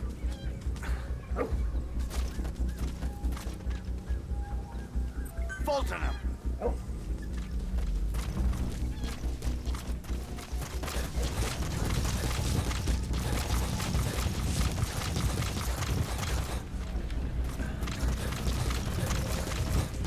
Subject on board. Leave the rest to us. Hands up! Вырастите! CPR sur le siège. Onderzoek voltooid. TNT kan van die vijand. Oor. Er is CPR, begrijp. Lay off your rudder. Uit.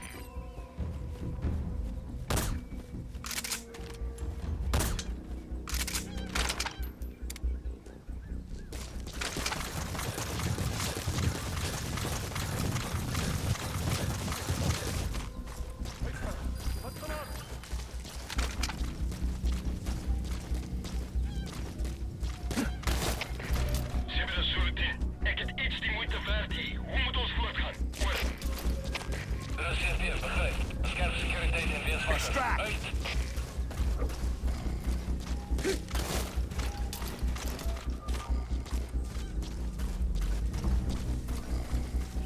Fulton him!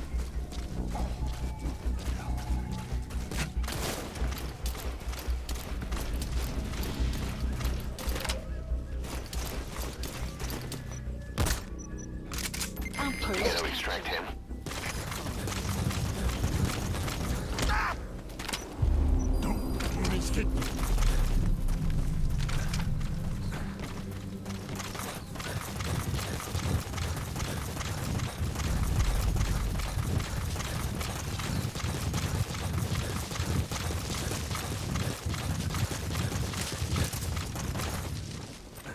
extract.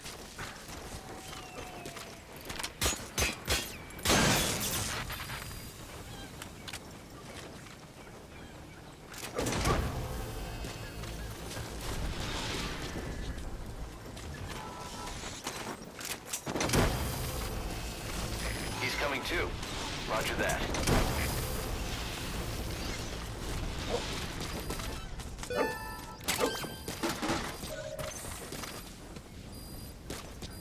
Flawless work. You never see.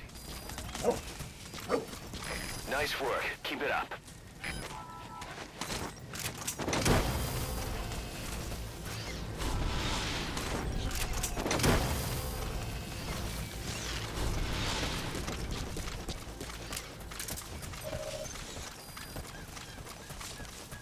Good work. Great. No targets remaining. Your objective's complete. Exfiltrate out of the hot zone by chopper or on land. Updated.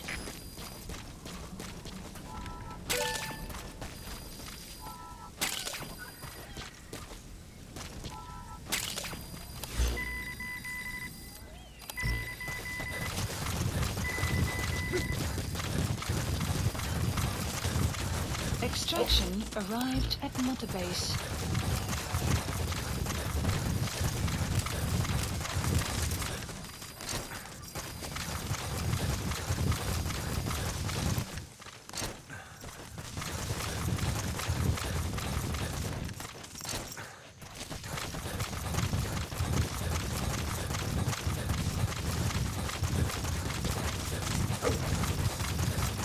All right, Exfiltrated. you're out of the hot zone. No enemy forces in pursuit. Mission complete.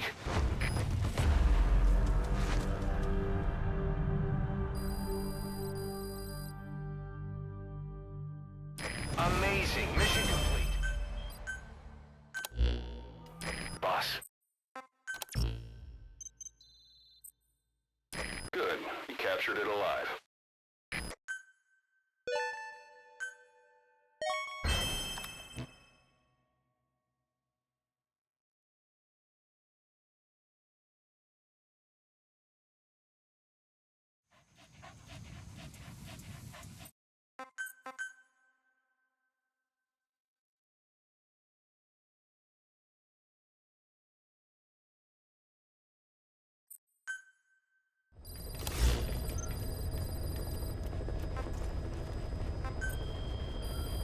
Please select a mission. Unit dispatched.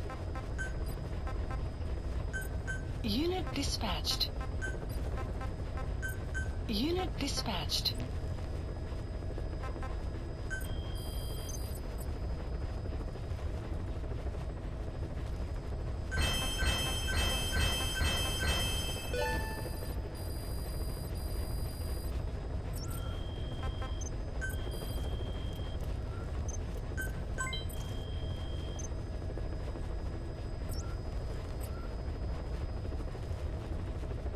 Please select a mission.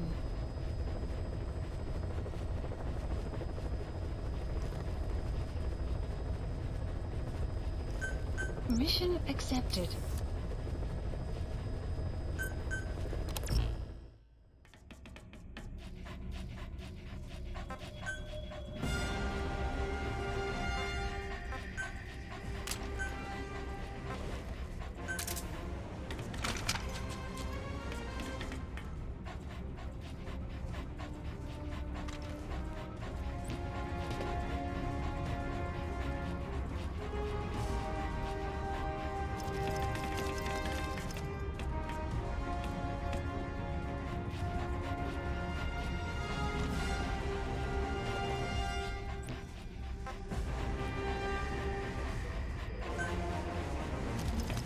Deploying.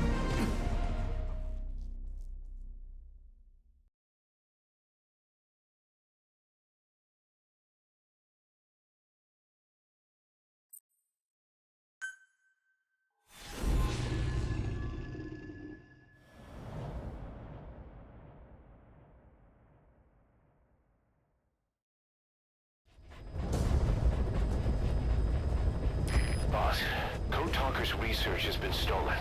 The research materials have been packed into 2 containers and hidden in the jungle southwest of the mansion.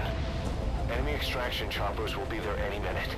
You have to find and retrieve those containers before they arrive. That area is being guarded by zero-risk security, and their client is XOF. If the choppers make off with the containers, that research will end up in Cypher's hands. That cannot be allowed to happen. One other thing, boss. We need a cargo-capable Fulton extraction device to recover the containers. Use your iDroid to order its development and have it dropped in.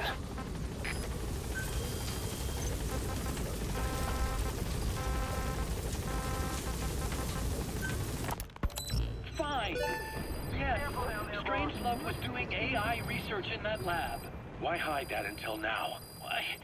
Okay, so what? I wasn't working alone. You've got to understand. You do understand, right? I didn't want to drag her into this. It's my load to bear, alone. So you didn't create the AI intended to drive Sahelanthropus. It was Strangelove. Skullface was never in favor of AI control. So naturally they argued. Strangelove, she got him angry and he killed her. How? You didn't see it? So you found her inside that pod after the fact. And you just left her body to rot in there. Or perhaps you put her in there afterward. I asked him not to take her away from me. So she was killed by Skullface, but you asked nicely, and he put her body in the AI pod for you. That's right. Pathetic. You know, we have another idea. That you killed her. Me? Oh, I couldn't kill her. You killed her and locked her body in the pod. I wouldn't. Don't treat me like one of you. I can't just kill anyone whenever I feel like it. Guards, they must know where the containers are. If you can just squeeze it out of them. So you just shut her inside and waited for her to die. I would never do that. What, you mean she killed herself? Yes. She'd climbed inside that pod and shut the door. It can't be opened from the outside. It was suicide. Suicide, I said. She killed herself. She got in when I wasn't looking and suffocated. She'd often try to do things like that. By the time I realized and opened the door, she wasn't breathing. I got scared and shut the pod again. I couldn't bring myself to open it back up. That's right. Me? Kill her? What is wrong with you? I see. Just tell me one more thing. Haven't you gotten enough today? Okay, I see it's a painful memory. I've updated the info on your iDroid. Take a look. The PF soldiers have no idea what's in those containers. Strictly a need-to-know basis. Scar on her lower abdomen, a surgical scar. It had been stitched up and had fully healed, meaning it was long before her death. She had a child, didn't she? Your child. Where's the kid? How should I know? So there is a child. I've never seen his face. What do you take us for? They took it all. Even my child. I didn't even know he'd been born. I lost everything. How old would he be? It's 4 years since then. Boss, looks like they're stepping up security around the targets. Watch yourself. We called him Hal, even though I never saw his face.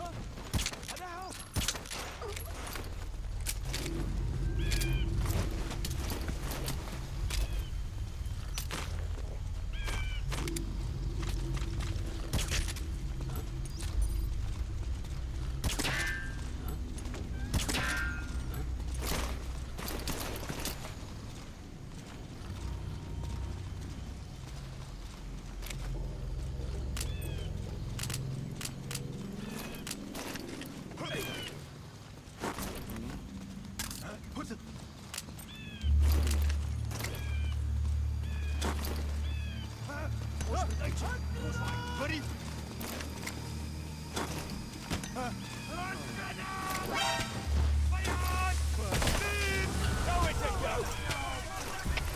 skidsmannen, de zit hier. Alle hierheren, naar positie. Herhaal. Alle hierheren, naar positie.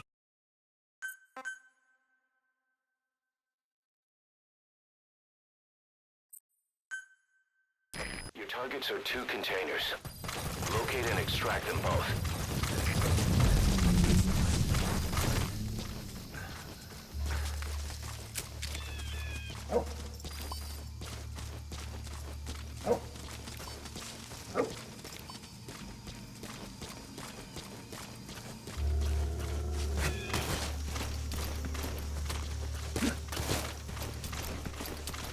You have arrived at your destination.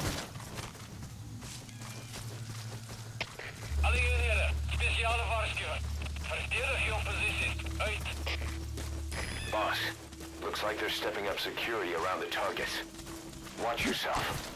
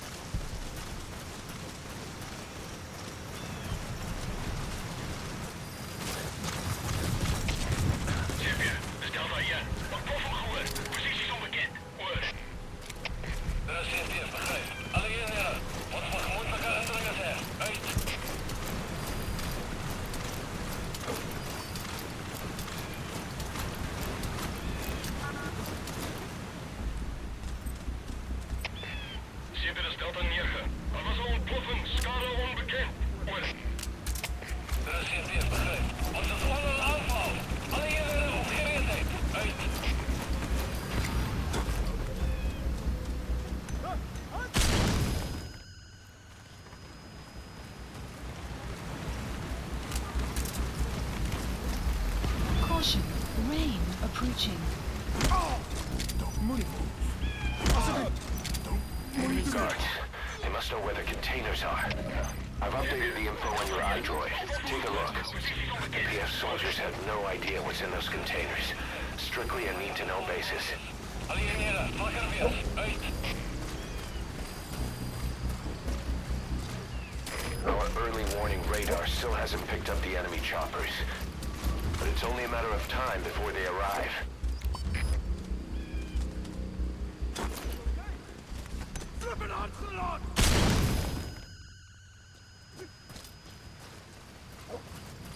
Visibility in the jungle isn't great. Watch out. You could run into the enemy at any time. Feel the roots. The branches become one with the forest. The forest is aware of the enemy's noise. You must be too.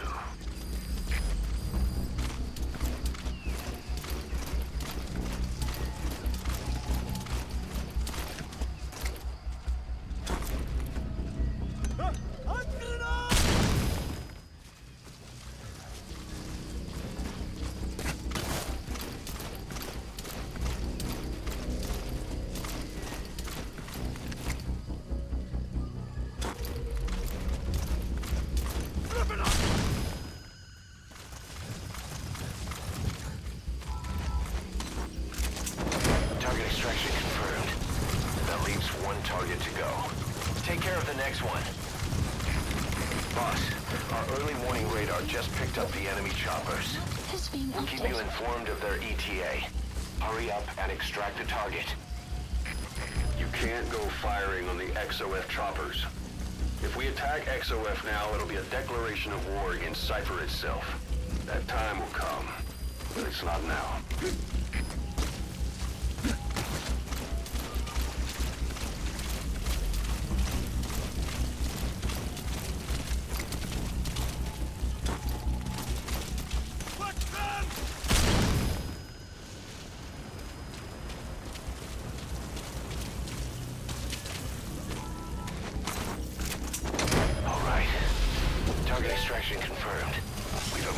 worst possible outcome. Exfiltrate the area. Go ahead and call the chopper. You can also exfiltrate the mission area by land. The map has been updated.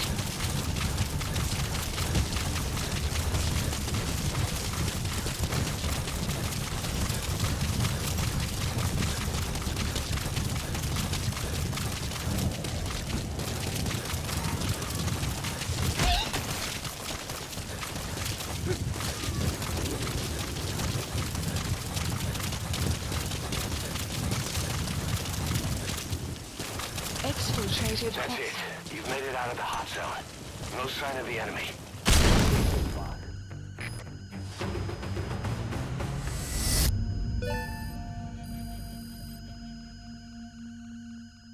Amazing mission. Boss, we got Code Talker's research materials back in one piece. The medical team has them under lock and key in the quarantine facility. The materials should help their research into the vocal cord parasites. Cypher won't be getting their hands on them now.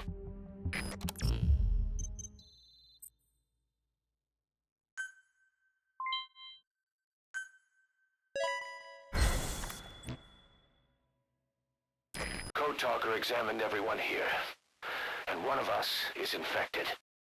It's quiet. It was our cutting-edge MRI that finally revealed it. But we don't know what language strain it is. Get back to base. Time for her to talk. You know the room number. 101.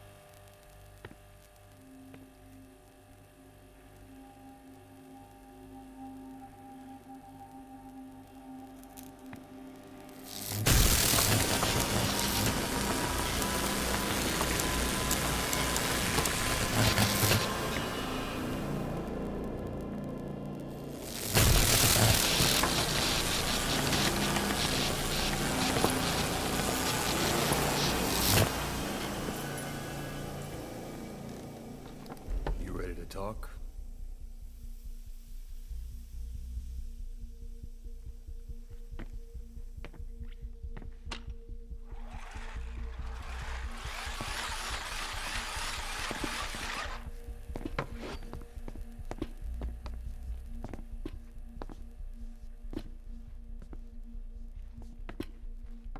Anything?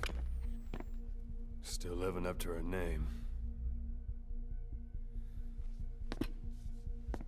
How about you drop the act?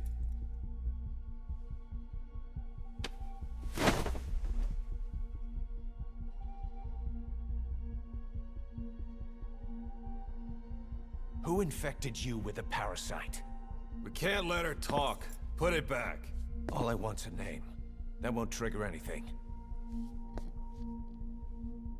Tell me. Tell me!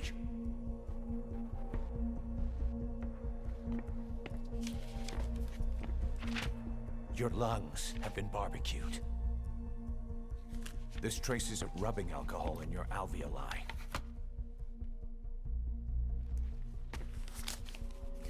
This was found adhered to your lungs, intact. A petal. White Star of Bethlehem. The hospital. Skullface sent you to Cyprus to kill Snake. You were burned inside and out. That should have been the end of it. But, all things considered, you look pretty damn healthy to me.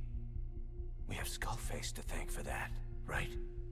I was the only one capable of applying them to parasite therapy. Until he stole them from me. Why are you here? Did Skullface send you? Or did you have your own score to settle with the boss?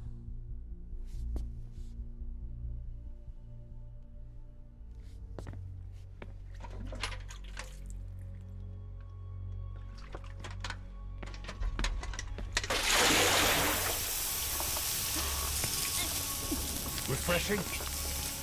Salt water. No! She'll die.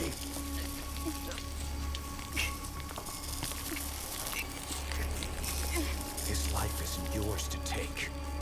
Enough. That's enough.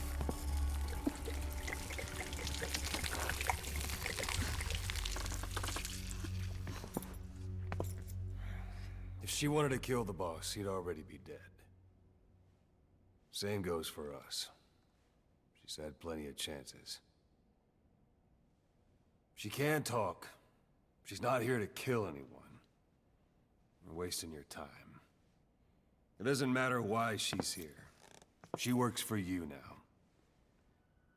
She's in love with the legend.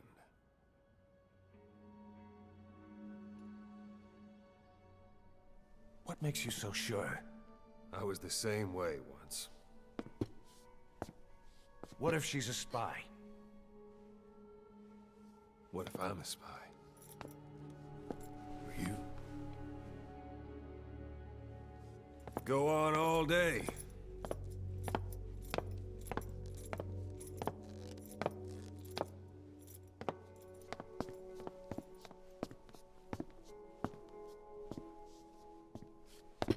Boss. Let her go. She won't speak, so she can't spread the infection.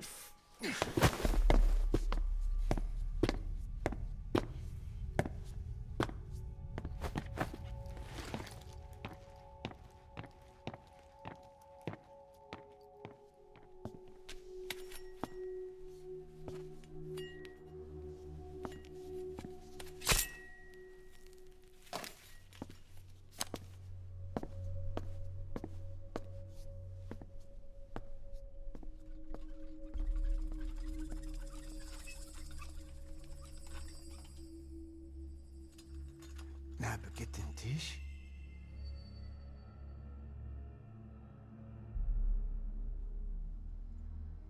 Nicht na, get den Tee. Oh.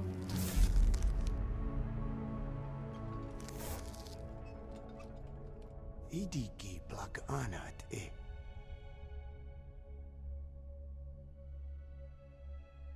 Oh. Ako kode jisdesni. Dne, bizad.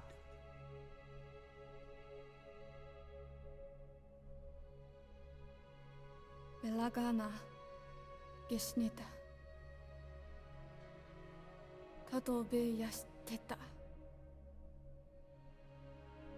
Asetota. Dodoにした。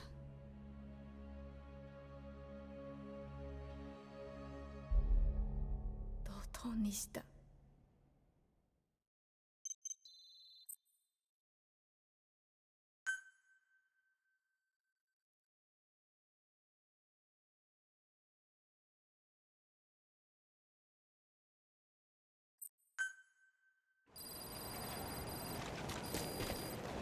Boss, I've updated the mission list.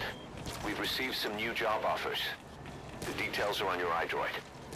Boss, some of the kids we've been keeping here have escaped. We don't know why they ran off, but it may have something to do with Ralph's death. The intel teams are looking for them as we speak. I'll add information to your side ops list as it comes in. You need to locate and secure those kids. I'll try to find out what happened.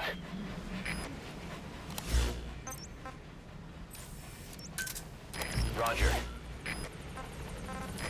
This is B-Quad. Arriving shortly at LZ.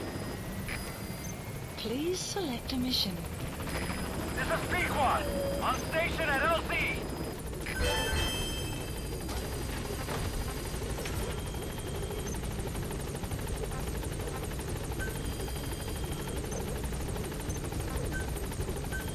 Staff assigned.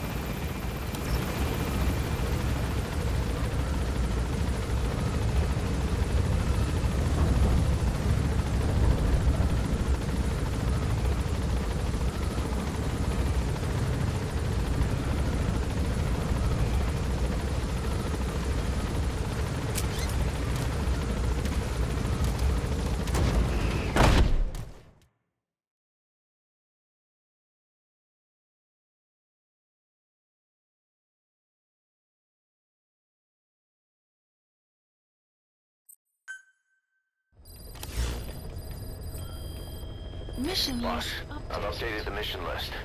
We've received some new job offers. The details are on your iDroid. Boss, some of the kids we've been keeping here have escaped. We don't know why they ran off, but it may have something to do with Ralph's death. The intel team's looking for them as we speak. I'll add information to your side ops list as it comes in. You need to locate and secure those kids. I'll try to find out what happened.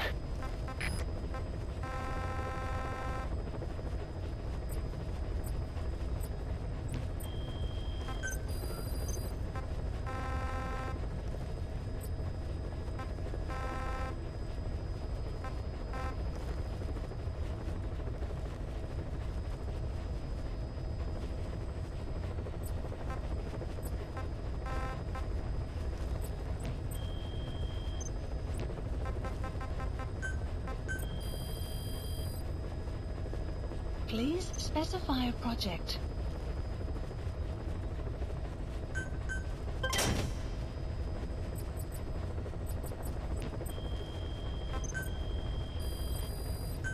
Please specify a project.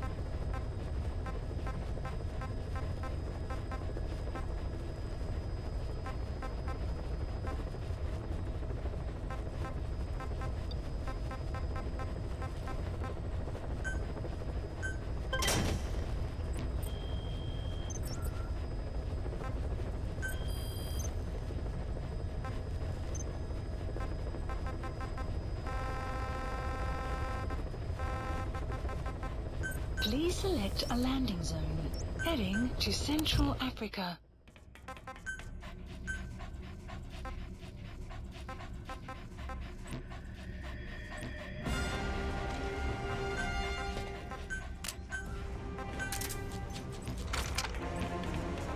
Deploying.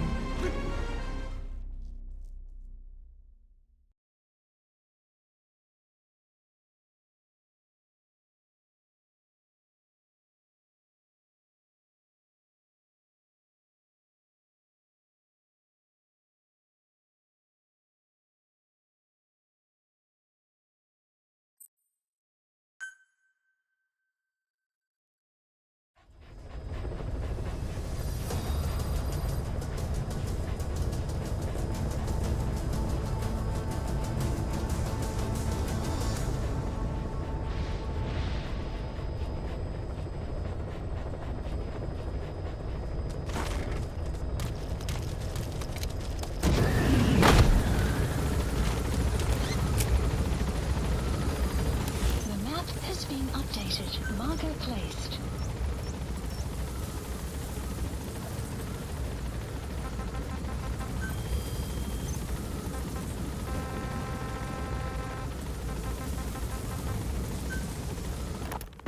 I have no doubt Skullface's plan is almost complete. At that point, I will no longer be of use to him. I must leave behind this record at least. A record of how the ancient vocal cord parasites became these abominable ethnic cleansing parasites. I believe he has two purposes for the ethnic cleansing parasites. The first, as their name suggests, is ethnic cleansing. This conflict between East and West that envelops the world will not last much longer. Once the Cold War ends, and the weight of America and the Soviet Union is lifted away, the ethnic conflicts they kept suppressed will all rise to the surface. It is not difficult to imagine that the radical sides will begin cleansing their adversaries. What if an ethnic cleansing parasite matching the language of the aggressors were to be unleashed? The aggressors would be washed off the earth. At the very least, the idea that retaliation could eradicate your people would prove a powerful deterrent. The second purpose is the Englishization of the world.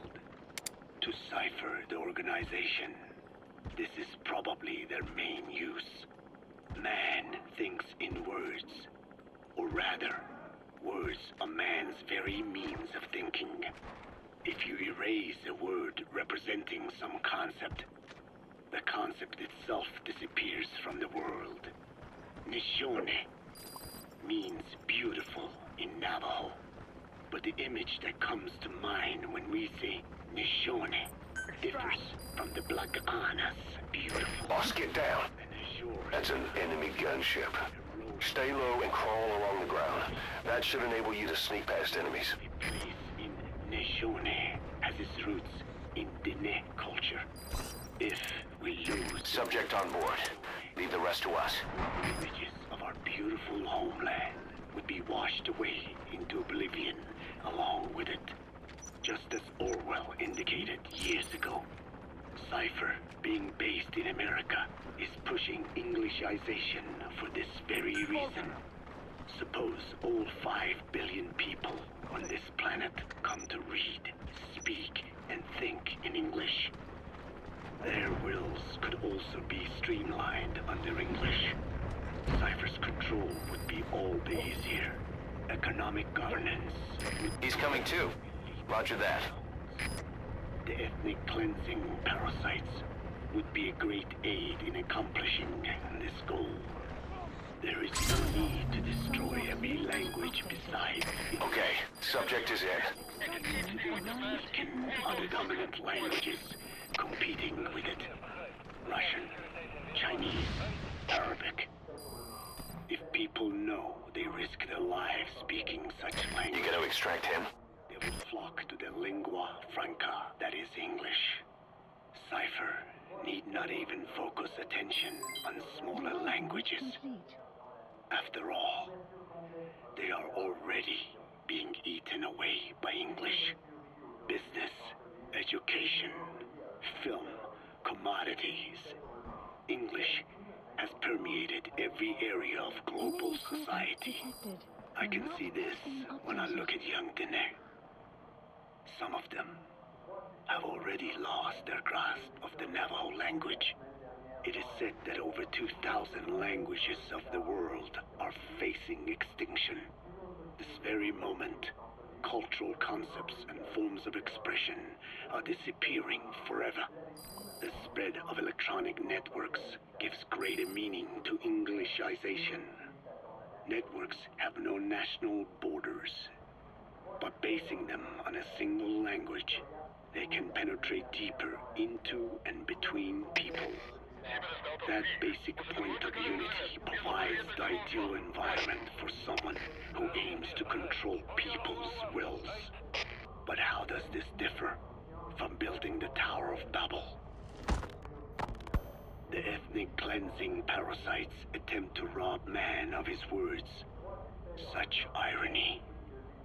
It was the vocal cord parasites that gave words to him in the first place.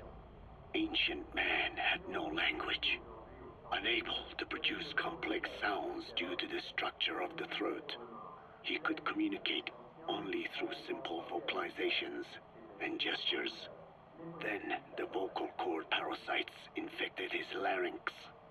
Man's transition to walking upright did not gift him solely with intelligence, but also with his voice. At the time, the vocal cord parasites never harmed man. They merely took a small measure of nourishment. In fact, you could call it a symbiotic relationship. Some animal species use particular vocalization patterns to attract a female and reproduce.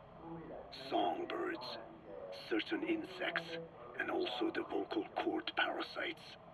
The difference is that the parasites themselves did not produce sounds. Rather, they had their hosts, man, do it for them.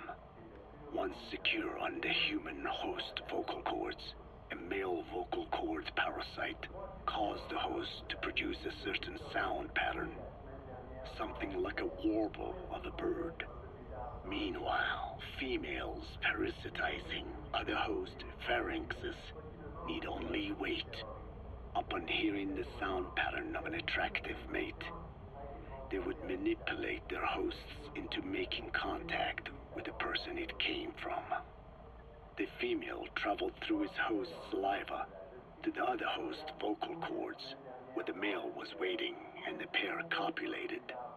We can only imagine how the female manipulated his host, but it was probably through smell. Smells traveled directly to the limbic system via the olfactory cilia in the nasal cavity. Volatile compounds released by the female would stimulate the limbic system, which controls instincts, making the host feel amorous. This kind of sexual selection naturally led to competition between the male parasites. Males that had their hosts produce sounds perceived by females as more attractive succeeded in copulating and producing offspring. Evolutionary traits caused by sexual selection are curious. The peacock's feathers, the mannequin's dance, the firefly's luminescence pattern, even with courtship behaviors that are not advantageous to survival. Those individuals that excel in them produce offspring, and it escalates with each generation. The same was true of the vocal cord parasites. Courtship vocalization rhythms and intonations became more sophisticated, and in order for man to produce such sounds, they had to alter his vocal organs. By lowering the position of the larynx and developing resonating chambers, they enabled more complex pronunciations. But that was not all. The vocal cord parasites activated a transcription factor that would later control man's language ability.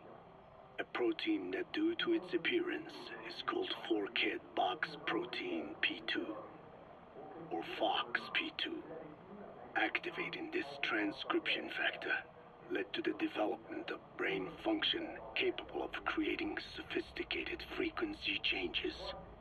This was the pinnacle of the vocal cord parasite's prosperity. However, this sophisticated pronunciation control was too useful for man to ignore. Once human sexual activity ceased to be only seasonal, and having lost pigment-based sexual characteristics, distinctive vocalizations became the most effective means for humans to attract mates as well. Combined with logic pathways hardwired into the brain, or universal grammar, it was not long before advanced communication was possible. This was the birth of language. Luckily for man, it was around this time that a particular retrovirus was circulating. While not lethal, it infected not only man, but the vocal cord parasites as well. It is presumed that this virus removed part of the parasite's DNA and reverse transcribed it into man's reproductive cells. It was a vector. Among the genes it transcribed were the ones responsible for the production of language. The vocal cord parasite's vocalization genes were written into the human genome. The parasites were no longer of any use to man now. Man could use his voice as he pleased, when he pleased, hindering the parasite's courtship vocalizations. Having lost their opportunity to reproduce, the parasites died out, leaving behind only the transcribed genes. The vocal cord parasites were once in symbiosis with man. Its genes even became a part of his. Humans and parasites are extremely close. As such, it will be extremely difficult for man's immune system to eliminate the vocal cord parasites. Even cutting them out will be no simple matter, which is exactly why these ethnic cleansing parasites are such a formidable weapon. The rise of the vocal cord parasites goes back approximately 300 million years to the Permian period. At that time, they were not even parasites, but predatory autotrophs. They are believed to have been the common ancestor to the Pentastomida and the Cyclops genus of copepods. However, Earth's environment underwent a violent change at the end of the Permian period. The cause is unclear, but evidence suggests that over 90% of the Earth's organisms at that time died out. The most pronounced threat to the proto-parasites was the severe reduction in oxygen concentration. The result was cladogenesis, a splitting that gave birth to a new strain that could parasitize other organisms' respiratory apparatus. This survival tactic helped lower their oxygen consumption, and inhabiting the throat kept them securely in contact with inhaled air. The best survivors were those that parasitized the reptiles that flourished at the time. Entering the Triassic period, the reptiles evolved into dinosaurs, and the proto-parasites shared in their success.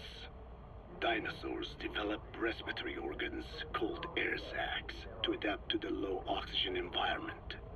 These in particular helped the proto-parasites thrive. But another trial awaited them. The end of the Triassic period saw another drastic change in the Earth's environment. For most parasites, the male and female take the same host. Many are, in fact, hermaphrodites. Originally, the vocal cord parasites were as well. But for any strain to ride out a severe environmental change, it must secure a steady pool of genetic diversity. Another split. Now the newest strain procreated with mates found in other hosts. And in order to increase its encounters with those mates, the new strain utilized the voice of its host. They came to inhabit the host's vocal cords. This truly was the birth of the vocal cord parasite. The parasites developed the host's pharynx to form resonating chambers and used them to produce sophisticated mating calls.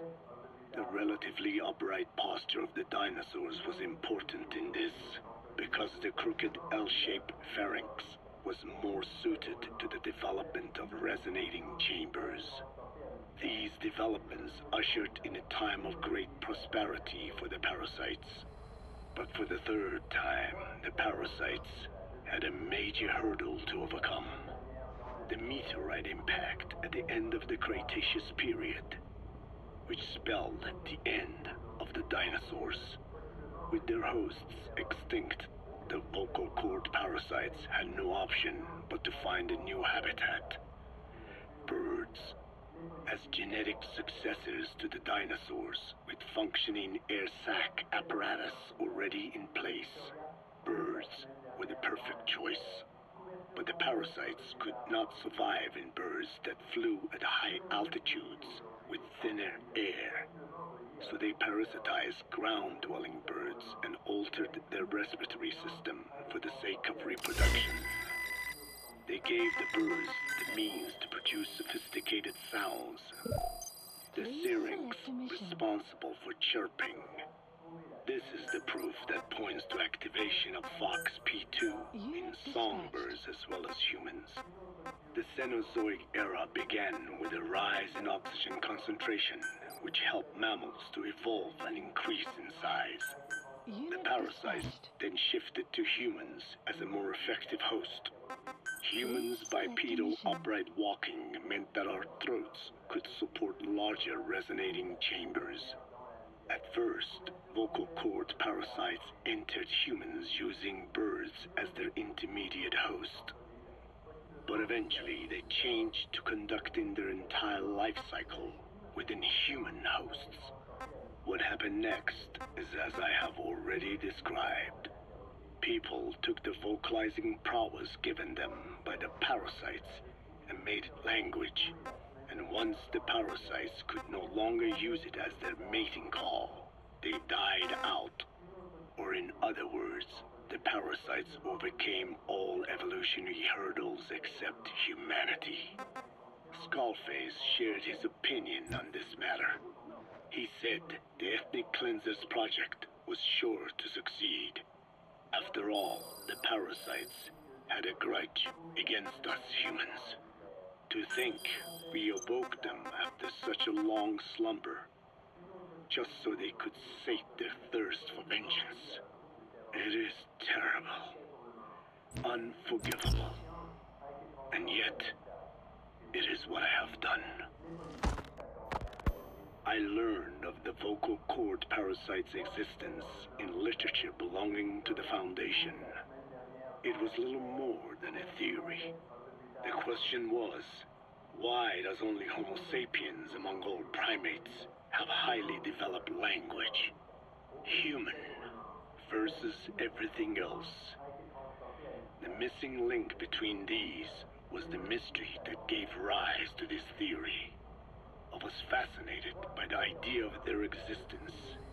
In the Dene creation myth, the Neyo Dene, who first inhabited the world, were insect-like creatures.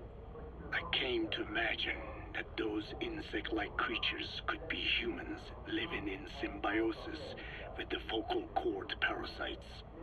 But I had not the faintest idea of how I could resurrect them. That is when Skullface came to me. What he offered me was not just assistance with my metallic archaea research. He told me the vocal cord parasites really existed. And not only did they exist, they had already been brought back to life in the modern age. An ancient human cadaver, host to the parasites of the time. Cypher excavated such a cadaver from a permafrost region and isolated the DNA coding of the vocal cord parasites. Naturally, they were long dead and could not be brought back, but there was an alternate vessel they could use. A relative species of the Pentastomida discovered in China. It had adapted to live in the nasal cavity of animal hosts, but its genetic sequence showed signs of common ancestry with the vocal cord parasites. Ontogenesis, the path of an organism to maturity, is like a roadmap of the phylogenetic evolution of the entire strain. Cypher used this to effect a reverse evolution of the modern parasite and resurrect the vocal cord parasites. They interposed a developmental mechanism to the ontogenetic stage analogous to when the relative species first appeared, the point at which it split from the vocal cord parasites, forcing its evolution down the other path. The vocal cord parasite path. The larvae is produced by the vocal cord parasites. Reborn. I do not know in detail how Cypher accomplished this, but clearly they have access to high-level genetic technologies. Skullface said it was the work of a genius woman scientist, and that the relative species in question was first discovered by a group once called the Philosophers. I was tasked with modifying the resurrected parasites. He charged me with two demands. First, to add lethality to these organisms that had once lived in peace with man, by unleashing the larvae's latent desire to consume nutrients from the host's lung tissue, making them eat and eat until the lungs were destroyed.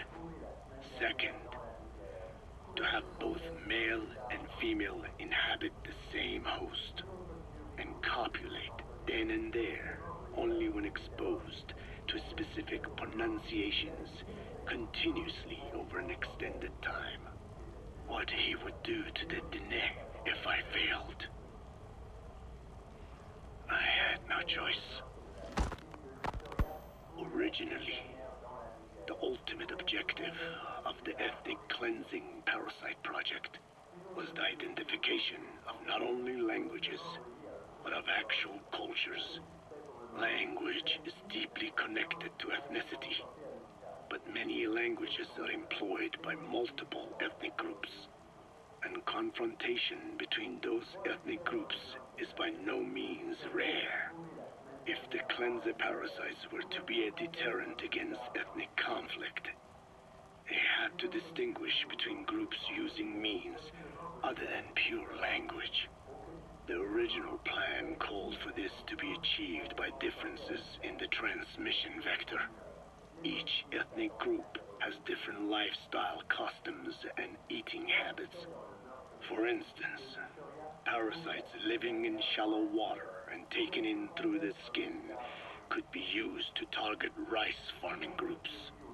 Or parasites using cows as their intermediate host would be ineffective against cultures that abstain from eating beef. But that is a lofty goal indeed. The current parasites mainly rely on droplet transmission. It would take extensive time to alter the transmission route. I eventually learned that the Ethnic Cleansers project had been shut down. It was Skullface who put it back into operation. But despite that, he told me to forget about the transmission route and just focus on language identification. I do not know why. I understand that the Chinese philosophers who discovered the relative species of parasite originally planned to develop a phonogrammic Alexia parasite. The left temporal parietal region is home to the part of the brain that identifies the phonetic symbols of the English language. They wished to create a strain that would parasitize that region and suppress its literacy functions. The brain area responsible for identifying the logographs of Chinese, meanwhile, is in the left middle frontal gyrus, meaning that even if native speakers of Chinese were infected with the parasite, the literacy would be unaffected. Old and new, east and west, there is no limit to the delusions of those in power. But this delusion threatens to become a reality. I have to do something to stop this. There must be something I can do.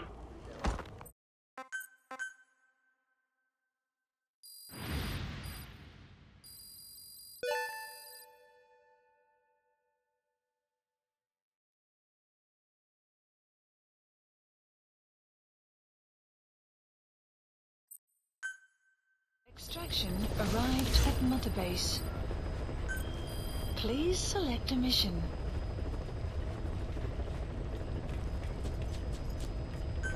Mission accepted.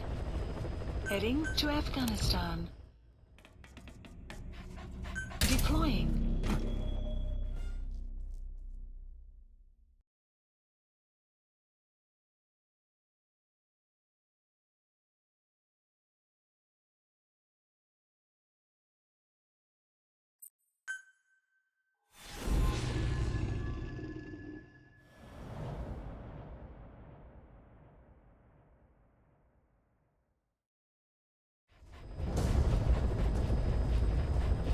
Boss, retrieve the film canister our informant hid in Spoogmate Keep before he died.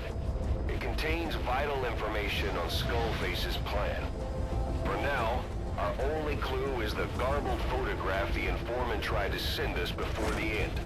We're working on analyzing the data, but there's no time to wait. A KGB Spetsnaz squad is after the target as well. Boss, go to Spoogmate Keep and use the VI to lead you to where the film canister is hidden.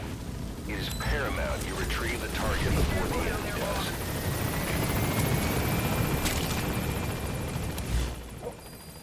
The map has been updated.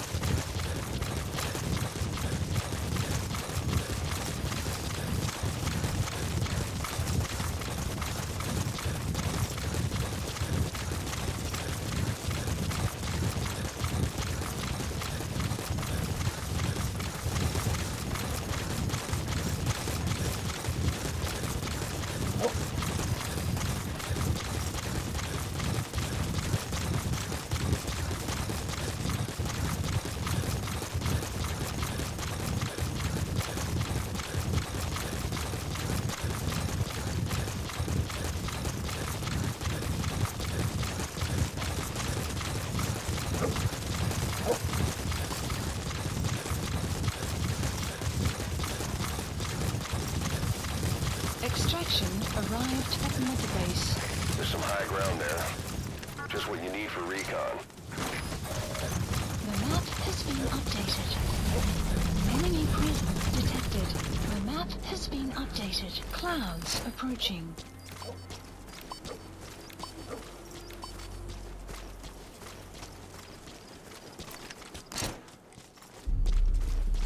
You have arrived at your destination. Analysis complete. Analysis complete.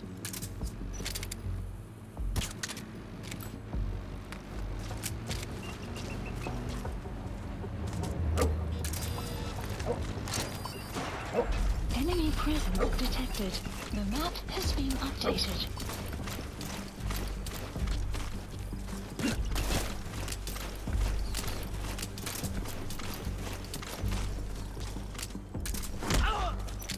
Я не хочу умирать! Talk. Where are your friends?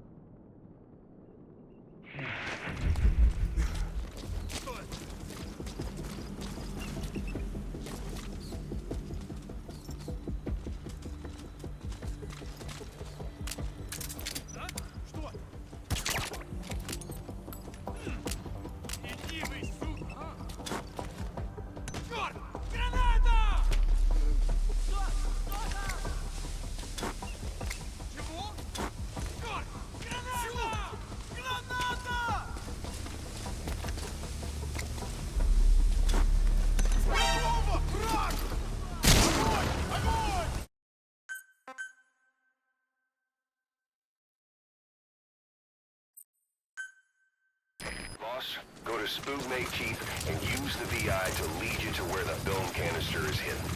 It is paramount you retrieve the target before the enemy does. There's some high ground there. Just what you need for recon. Has been updated. Clouds approaching. Bark.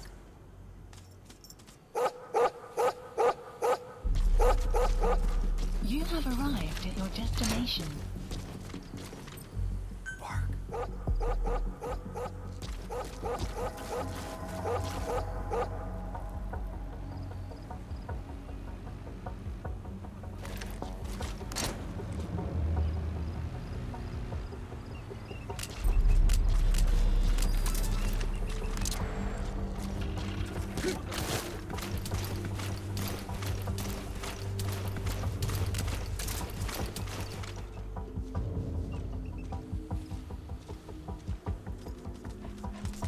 Вали отсюда!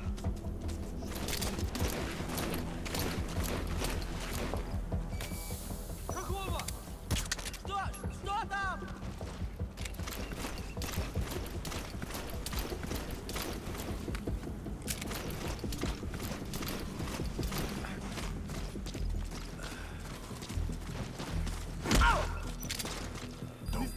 Talk. Я не хочу умирать! The map has been prisoner. updated. You gonna help him? To your destination. Bark.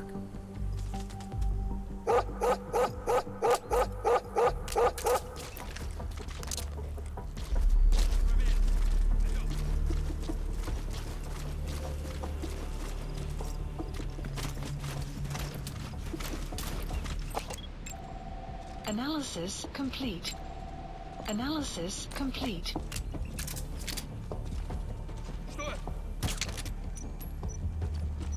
Что это? Ау, в порядке?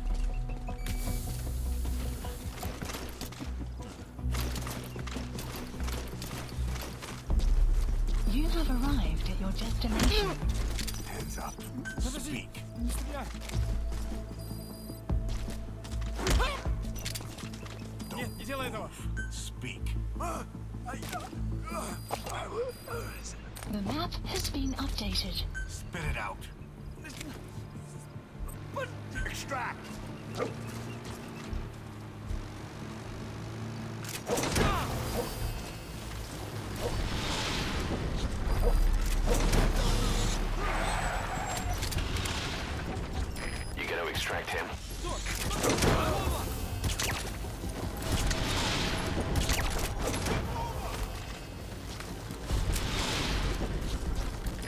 Subject on board.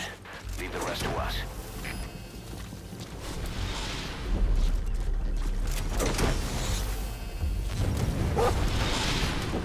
He's coming too. Roger that.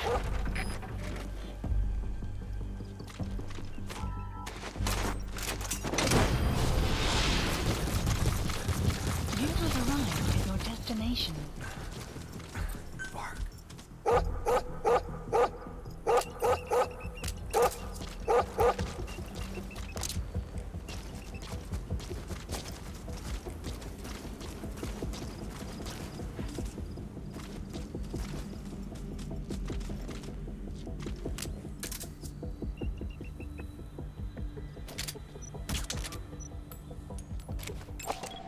Analysis complete.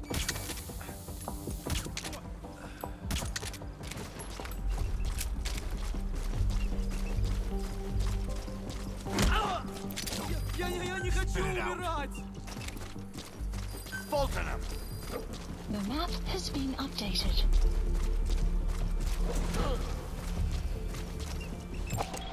Analysis complete.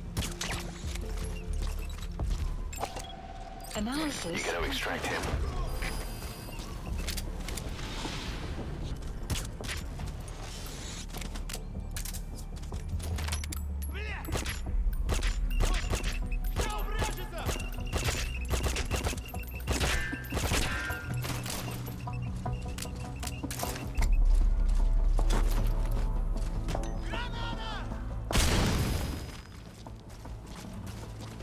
Boss, we fully decrypted the VI data. Extract! Now the target's hiding place should be clear as day.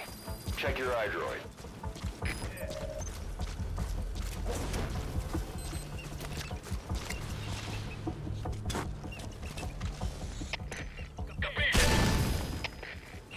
Subject on board.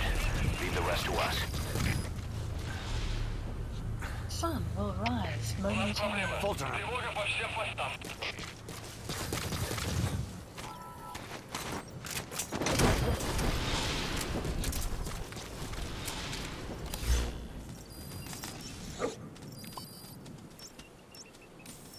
He's coming too. Roger that. Marker placed.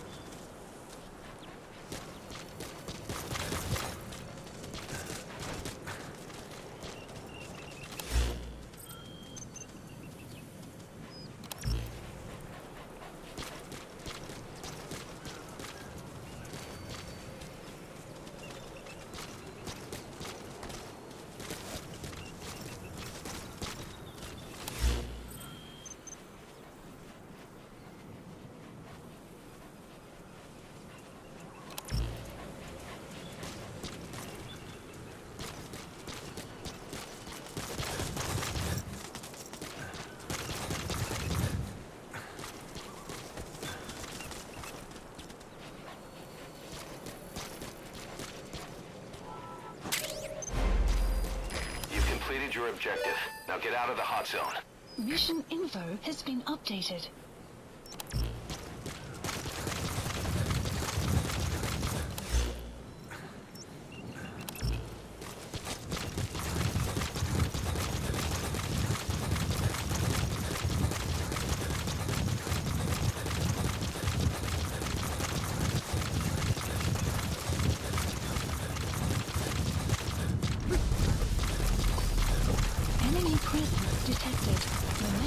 been updated.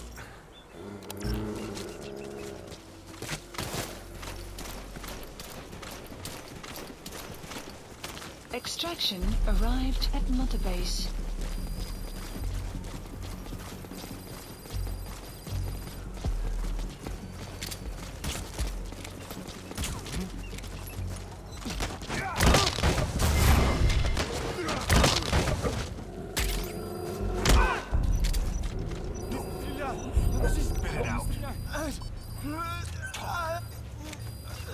The map has been updated.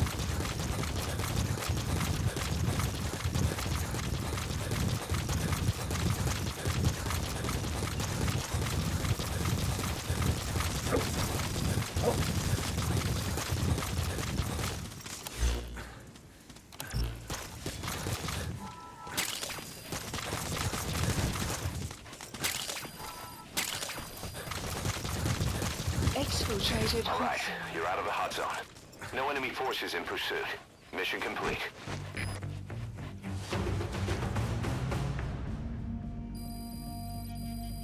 Extraction arrived at Mother Base. Yes, mission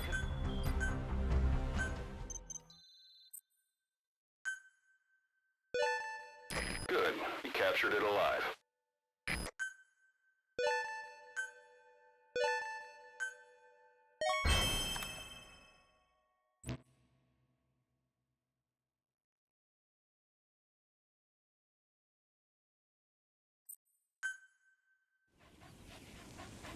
Side.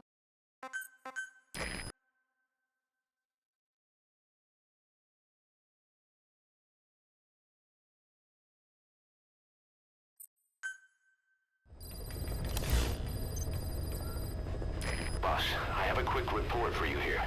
We've discovered a radiation leak in the laboratory on the quarantine platform. It's coming from testing equipment we installed the other day. Members of the medical team have been conducting research there, but we'll evacuate them all from the research block to the containment block next to it. Emmerich. There's no need to worry. No radioactive material is leaked, so the contamination won't spread. We just need to seal off the testing equipment. I've dispatched the security team to get the researchers out. I'll keep you updated.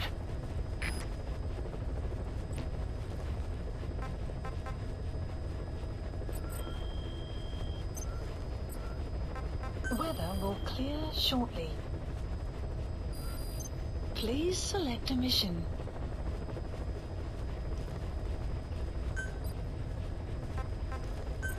Unit dispatched.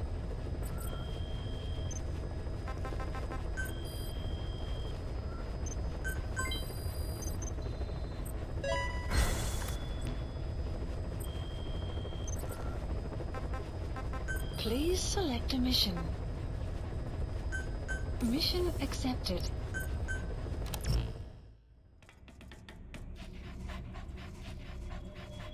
Deploying.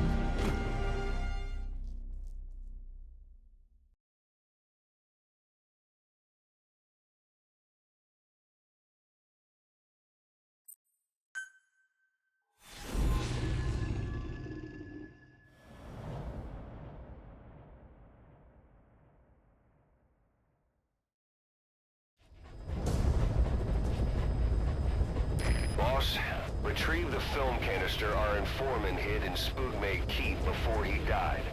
It contains vital information on Skullface's plan. For now, our only clue is the garbled photograph the informant tried to send us before the end. We're working on analyzing the data, but there's no time to wait. A KGB Spetsnaz squad is after the target as well. Boss, go to Spookmate Keep and use the VI to lead you to where the film canister is hidden. It is paramount you retrieve the target before the enemy does. Be careful down there, boss. Map has been updated.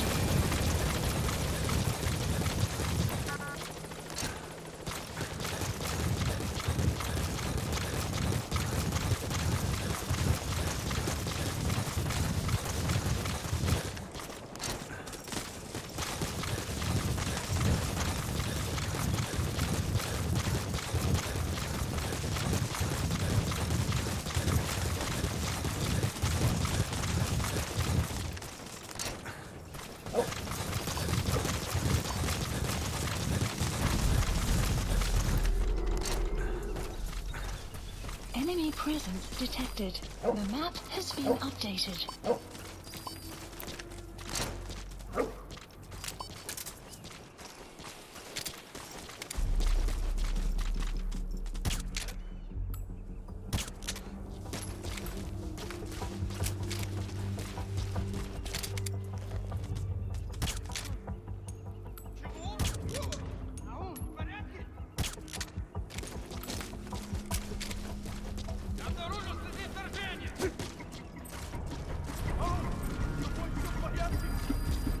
Guard post captured.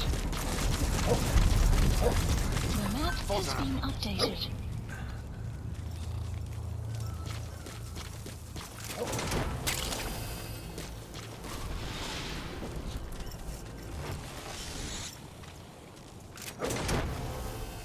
Subject on board. Leave the rest to us.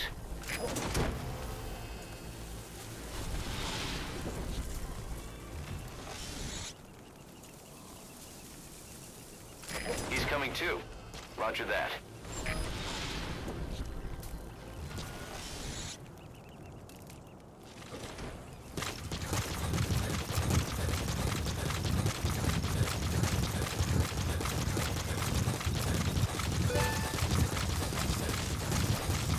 Extraction. Okay, subject is in. Base.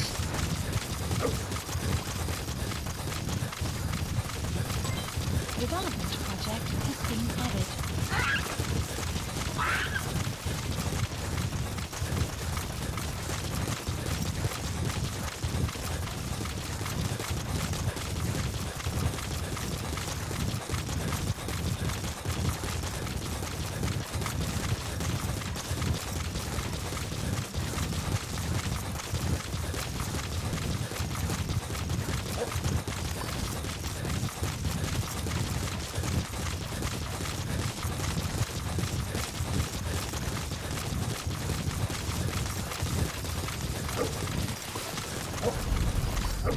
Enemy presence detected. The map has been updated.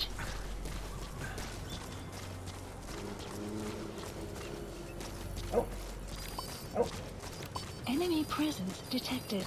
The map has been updated.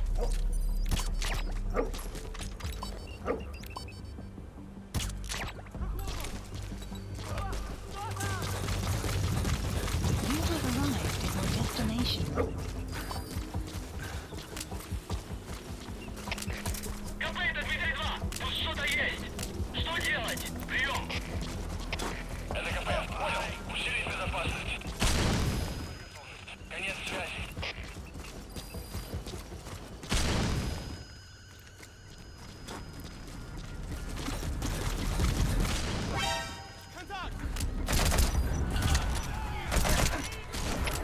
Всем боевым группам. Это КП.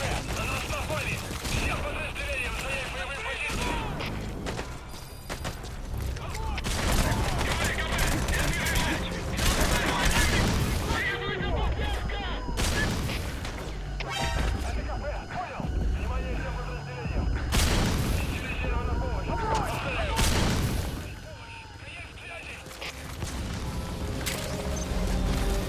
You've completed your objective. Now get out of the hot zone.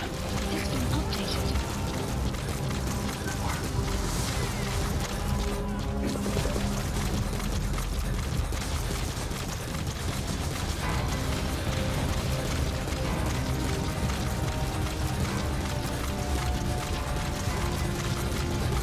Exfiltrated. We can't let them follow you. Throw off the enemies on your tail first.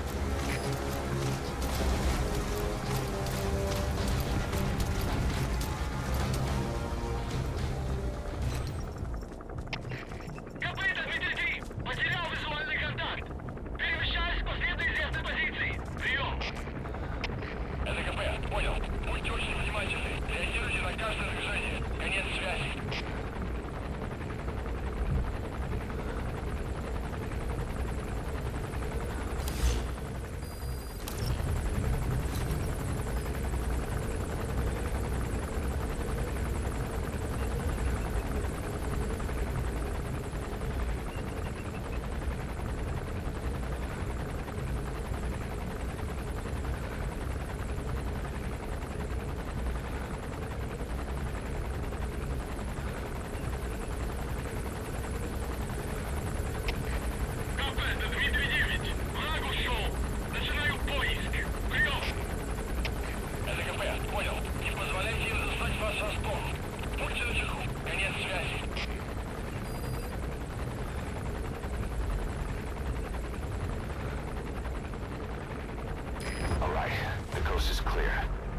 complete.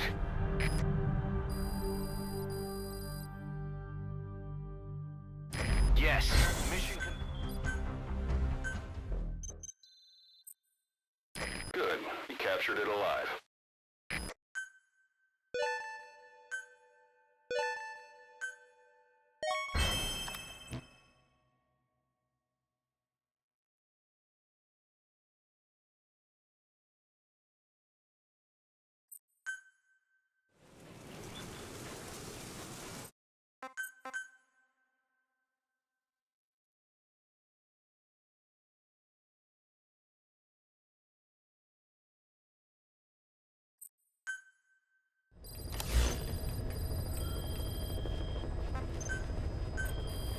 Please specify a project.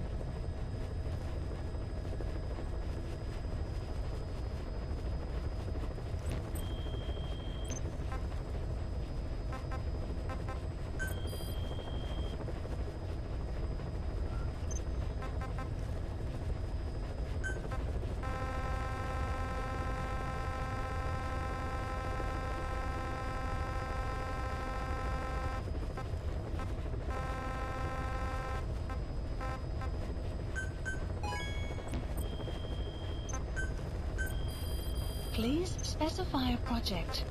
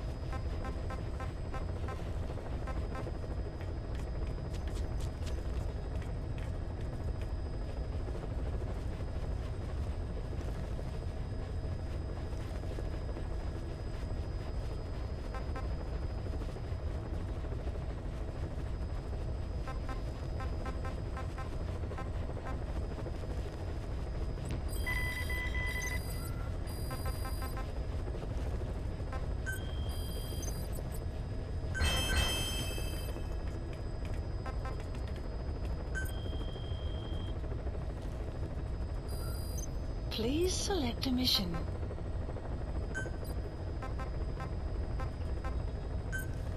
Unit dispatched. Please select a landing zone. Heading to Central Africa.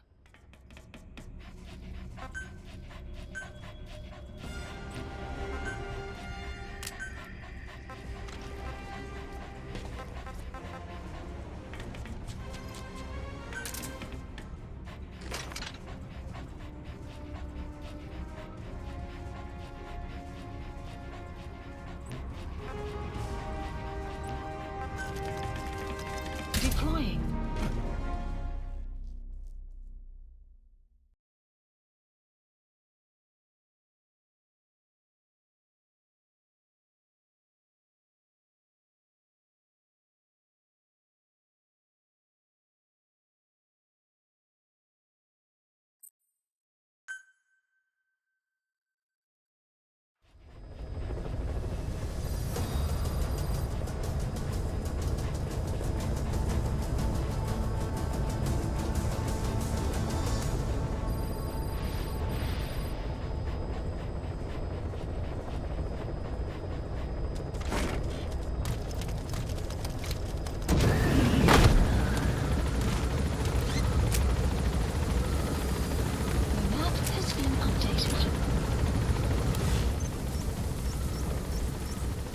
Placed.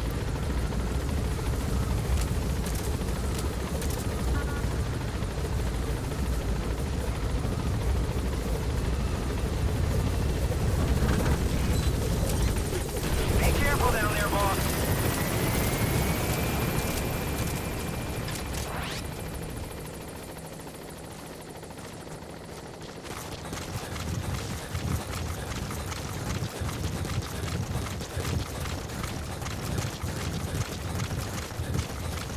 Enemy presence detected. The map has been updated.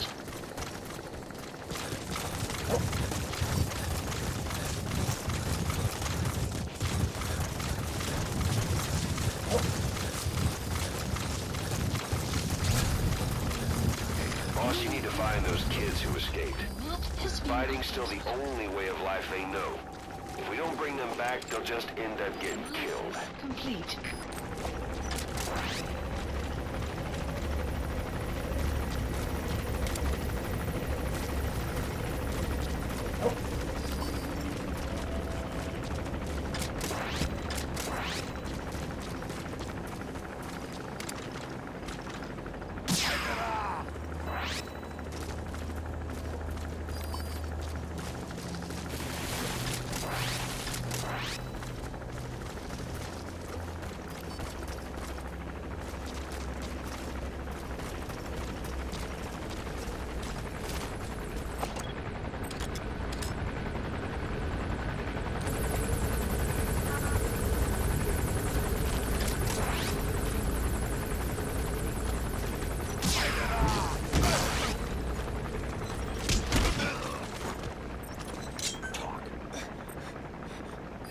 Where are your friends?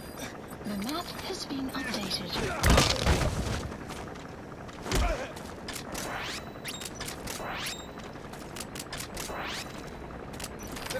Ik wil niet, ik niet.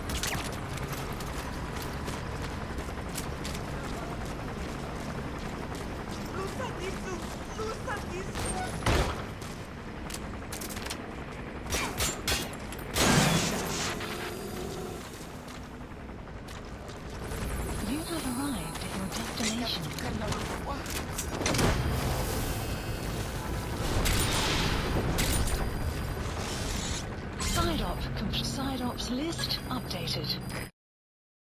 Okay, subject is in. Extraction.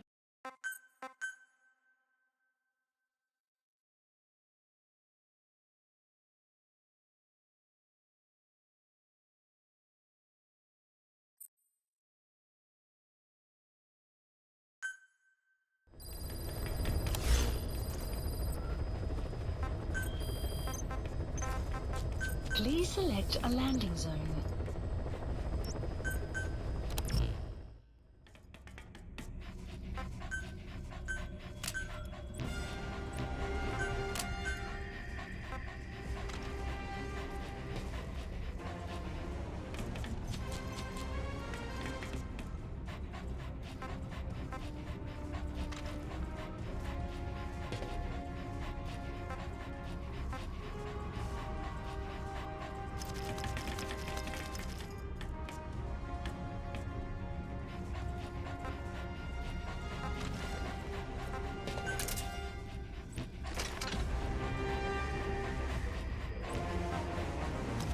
Deploying.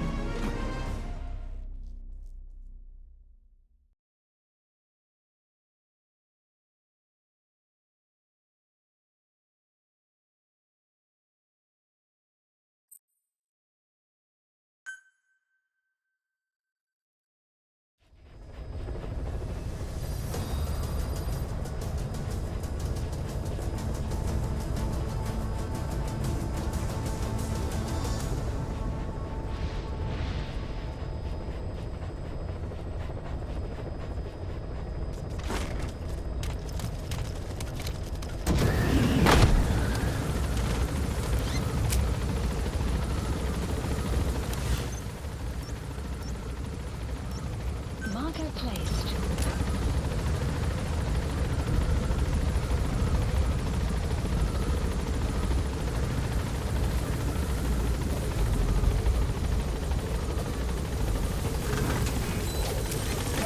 Be careful down there, boss.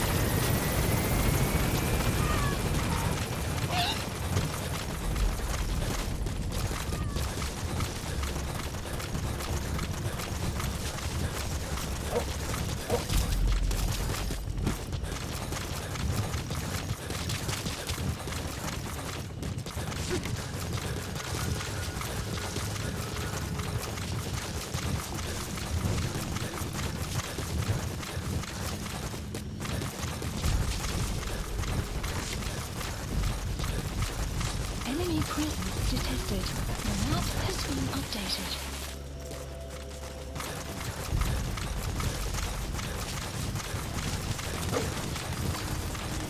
Enemy presence detected. The map has been updated.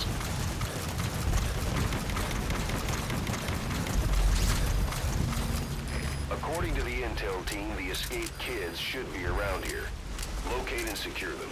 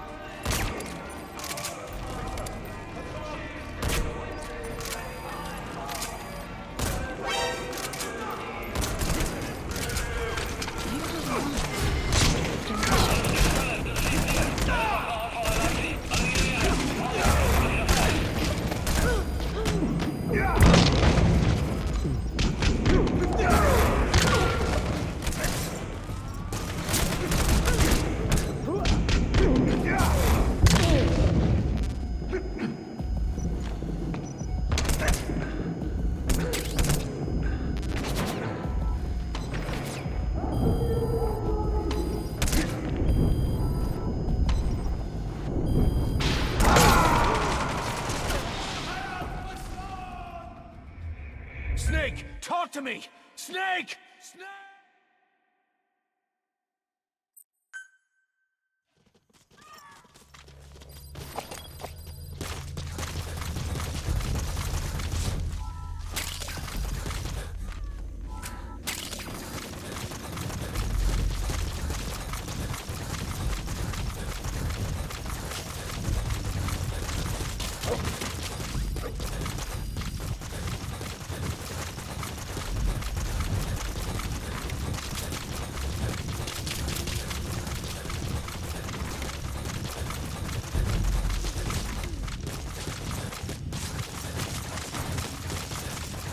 Enemy presence detected. The map has been updated.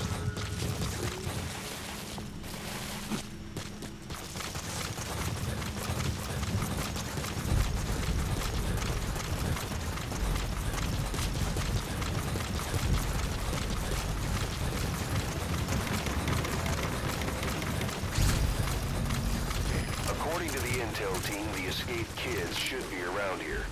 Locate and secure them.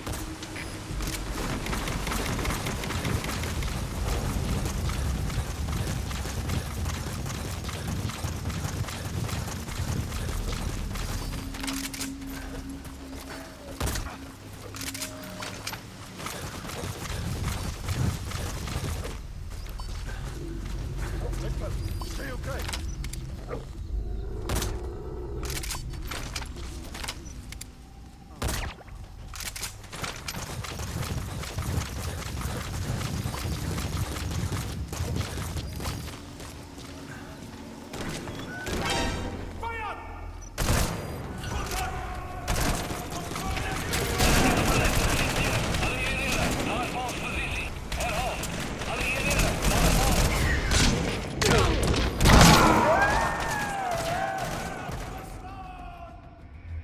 Snake! Talk to me!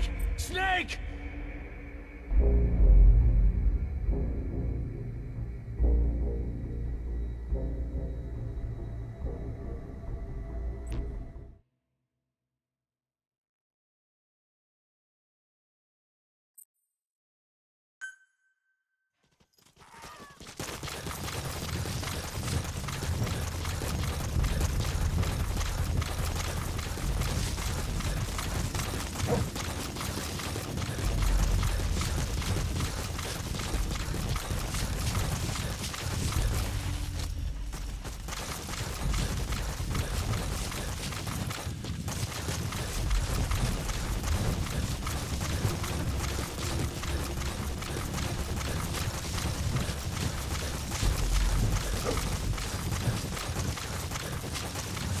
Enemy presence detected. The map has been updated.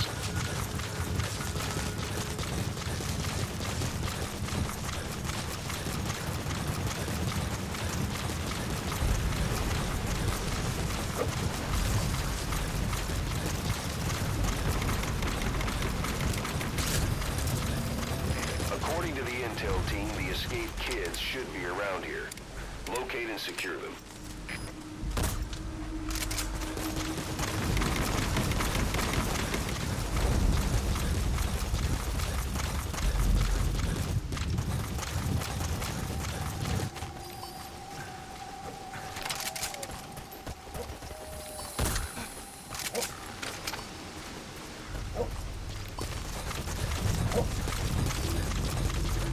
Stay okay.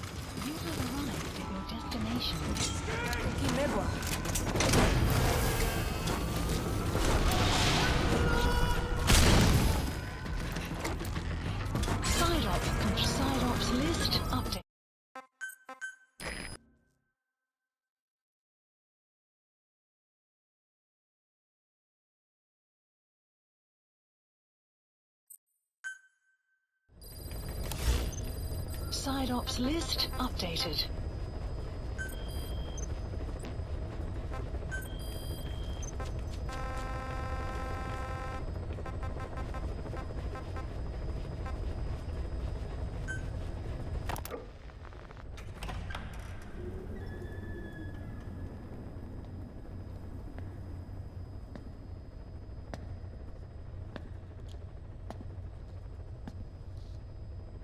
Ya'at e.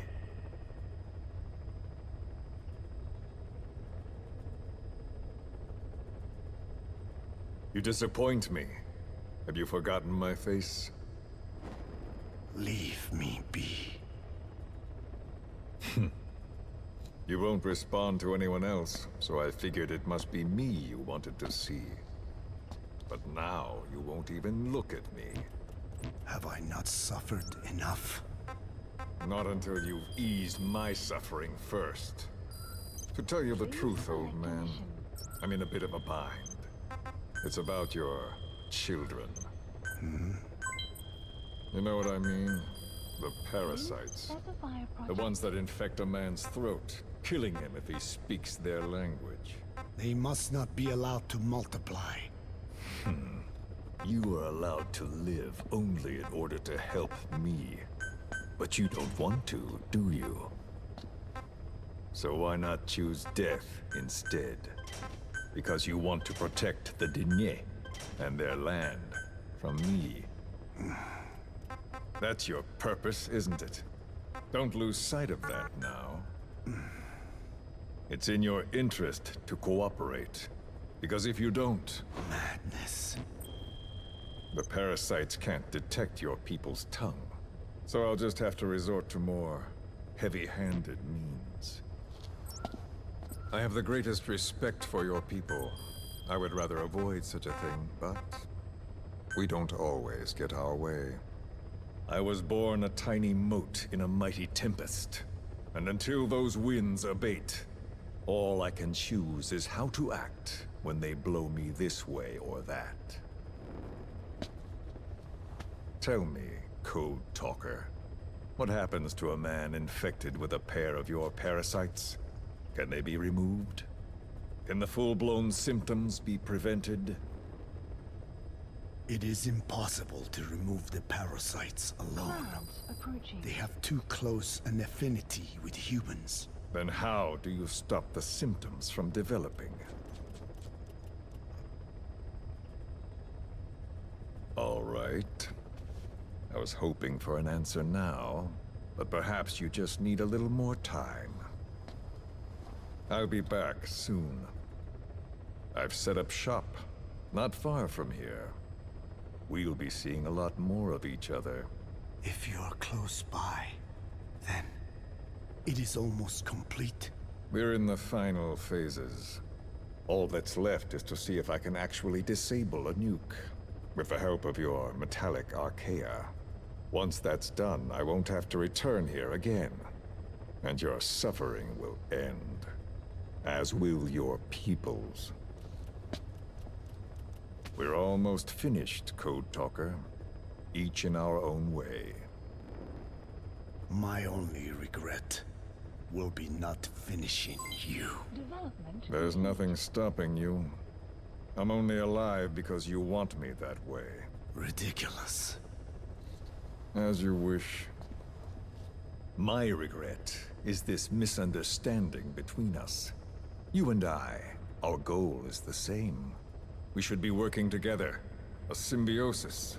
You do not know my mind. I simply want the Diné bloodline to endure. Really now? You're just another mote in the store. How you react to all the slings and arrows, that's what counts.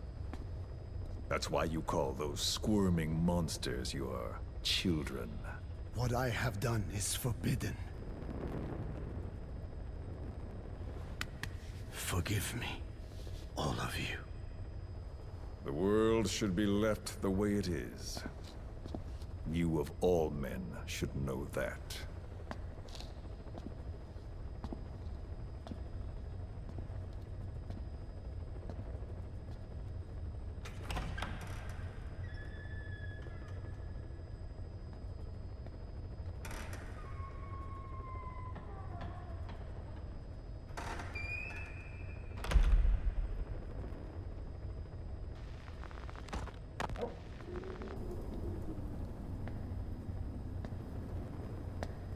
Forgive me, but my schedule has changed.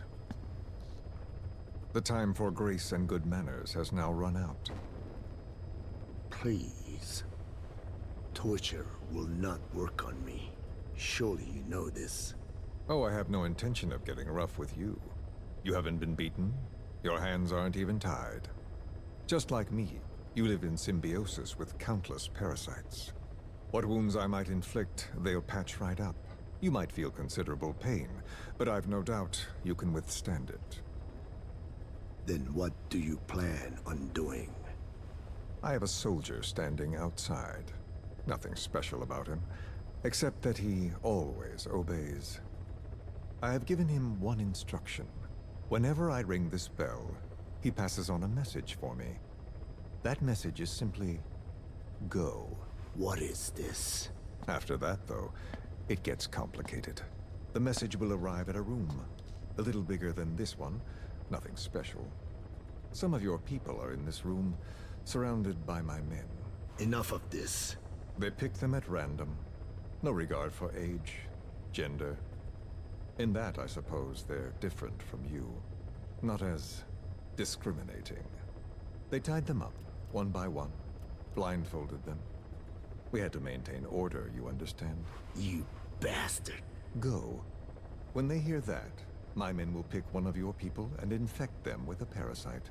Your parasite. It won't work on my people. True.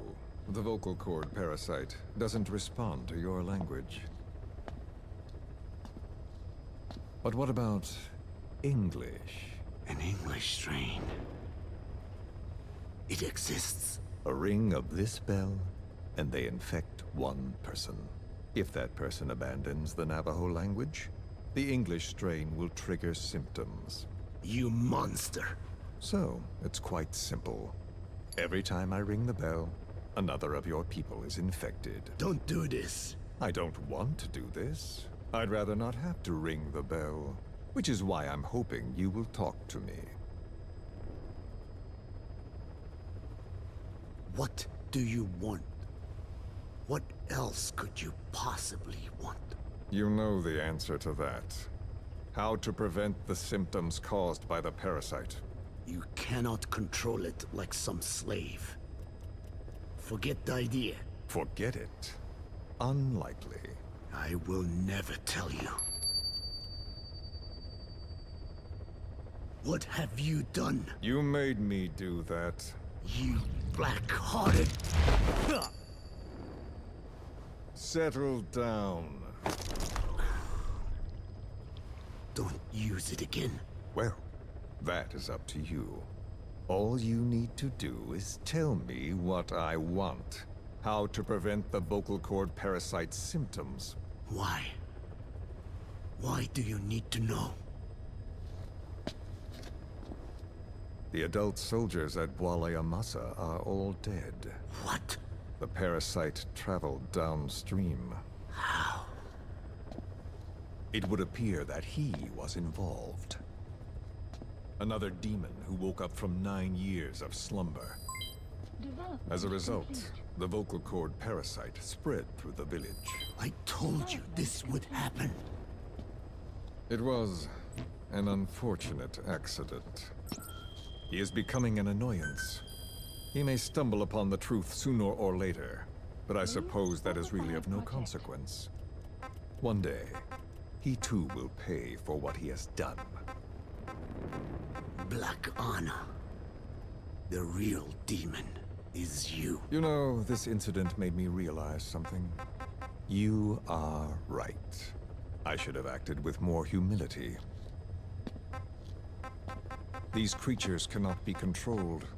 All the more reason I require a means to stop them. There is no such way. Oh, really? Wait! Don't ring it again. It is up to you. Out with it! I see now. There must be more to it than that. What? They are in you. You use this land to breed more of my children. And not just here. No.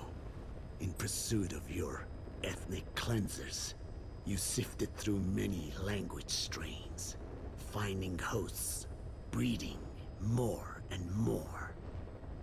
You would have been infected in the process, infected with countless strains.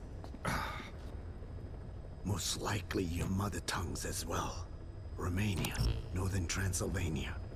You found that one too. Yes, the Hungarian strain that responds to the CK's dialect. Silence! Black Anna. It is you who shall pay.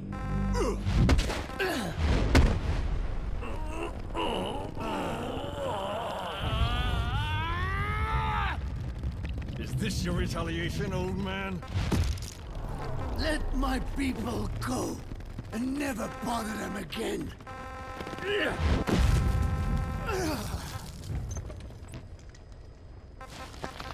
You heard me. What now? What? No! What are you doing?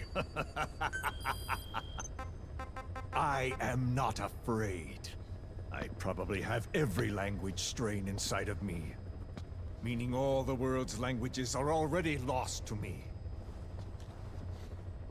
But that suits me fine.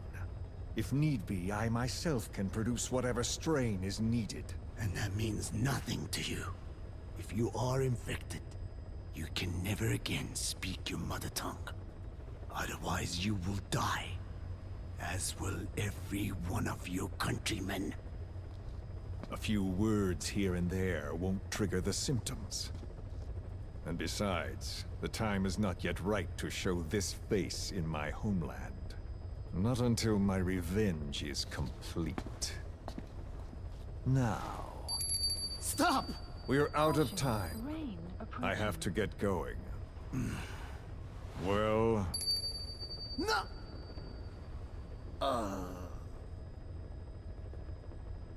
Radiation. It's radiation. Radiation, of course. So it can be used. But how much? I do not know. Radiation denatures their reproductive cells, preventing them from mating. Same principle as the sterilization technique. The reproductive cells are more sensitive to radiation than the rest of the body. But I have not tested it. There is no telling what mutation could result, or how the host may be affected. Not to mention what could happen if this is done post-infection. I don't care. This plan goes into action now. As long as it works, the details can wait. You wouldn't be lying to me, of course, old man. I can guarantee nothing. I owe you my life. My body has been burned on countless occasions, but it survives, thanks to your children. That is why I trust you. Then do not repeat my mistake. What's that? In the West, it is said that the Word became flesh and dwelt among us. In the East, it is said the man of flesh brings spiritual power to words. The people knew back then that these creatures carry the gospel. They do not belong in our hands. They must not be touched. How enlightening. I'll remember that. Consider this my thanks. What are you? Catch. No!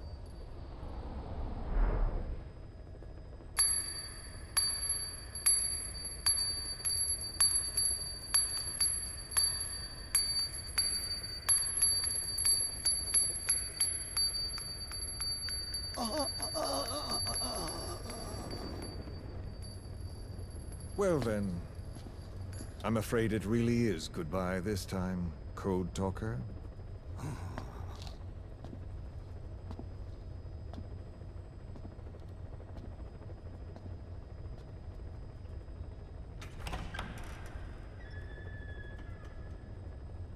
Huh? There is no soldier. Huh. Now where did he run off to? Huh? Guess he wasn't as obedient as I thought. There never was any soldier. So long. You! How dare you!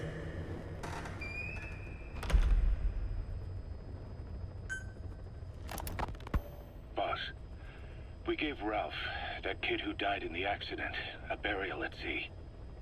The man in charge of that facility has been severely punished. But ever since, the kids have been acting strange. It's obvious they've lost their trust in adults. I was getting reports of them ignoring the staff, or getting insolent, and even violent. And a few days later, several of the kids did a disappearing act. They snuck into choppers and shipping containers and got off base. Why? Your guess is as good as mine. These kids were born in a war zone, and forced to grow up as war fighters. If they're left alone, war is how they'll die. But I thought we showed them there are other reasons to live. I never liked having children on Mother Base. But the thought of them going back to the battlefield and picking up their old lifestyle is something I can't stomach. It makes me think of Chico, 9 years ago. We have to get those kids back. Hell, they know too much about our operation. I never expected even the kids to betray us. Snake, you remember the White Mamba? Of course, he's been going by Eli since we brought him on base. He was the leader of the child soldier unit we took out of that village and into our protection. Well, according to the kids you brought back here, all the escapees were especially close to Eli. There's reason to suspect he's behind all 6 escapes. We've already detained him. I'll be questioning him shortly. Wait. You'll be? Ocelot. You're incapable of taking an impartial stance with those kids. Question them all you want. It'll get you nowhere. Ocelot, you get too many kicks from your art of interrogation. It's not a matter of art. It's about quick, minimal strokes of psychological warfare. That's what gets the answers. And it's the best way to keep both questioner and subject safe. The risks only increase the more an interrogation drags on. At that point, it causes as much pain to the inflictor as the inflicted. Like I said, too many kicks.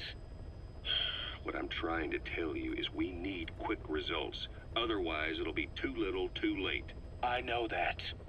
And besides, I know the subject. I won't go overboard with a kid. Forget it. You're not needed. Snake, we'll want to question the other kids too. Be sure to bring them all back. Snake, about the escaped children. Eli confessed. The way he tells it, they wanted to go back to the battlefield. Don't rob them of their freedom, he said. If you bring them all back, there will be consequences. Next to be asking for our surrender. Consequences? What consequences? No idea. That's all I have for now. You're too attached to those kids. Stop protecting Eli. Listen to yourself. Let me question him, and we'll get some real answers. Not necessary. I'll report as and when. I hope you bought a better hamburger this time, Kazuhira. Right. Well, the last one was lacking in every way. The patty was too thin, the bun too dry, and the lettuce days old at best. Hey, that was 100% all beef patty, and no shortening in the bun either. Nature's blessings, unadulterated, in hamburger form. Is that it? But when taste falls short, so does our gratitude to nature. Making such precious blessings unpalatable is sacrilege. I hate to admit it, but I think you're right. I should have known better than to settle for second best. That's why I had him run some more R&D, develop a new burger. In fact, one of our researchers just dropped by with the latest results. Here it is. See how you like this? We shall see indeed.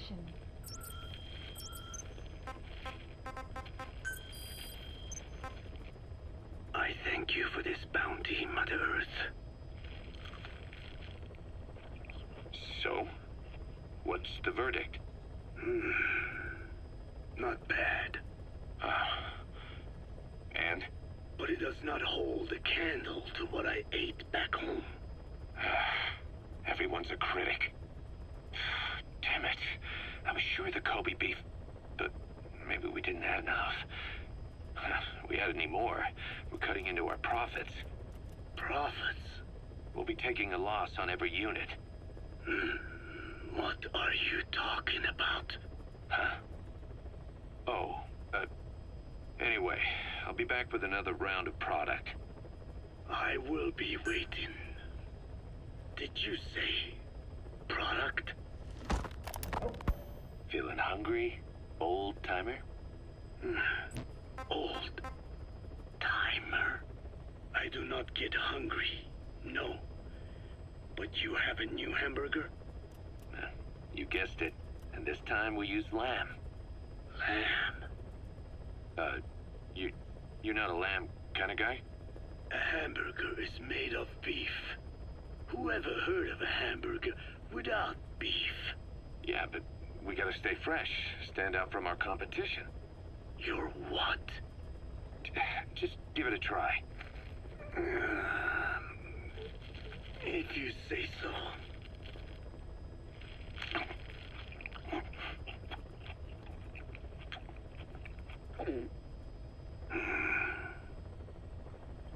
Not bad.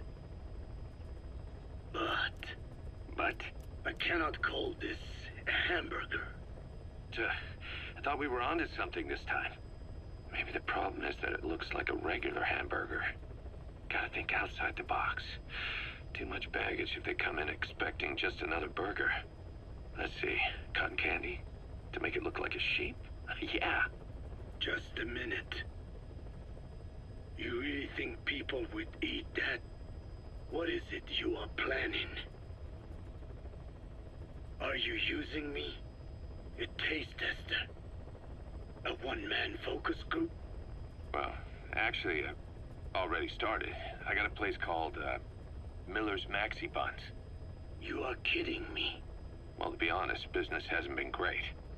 No one seems to like my, buns. The Ocelot said Diamond Dog's budget did not add up.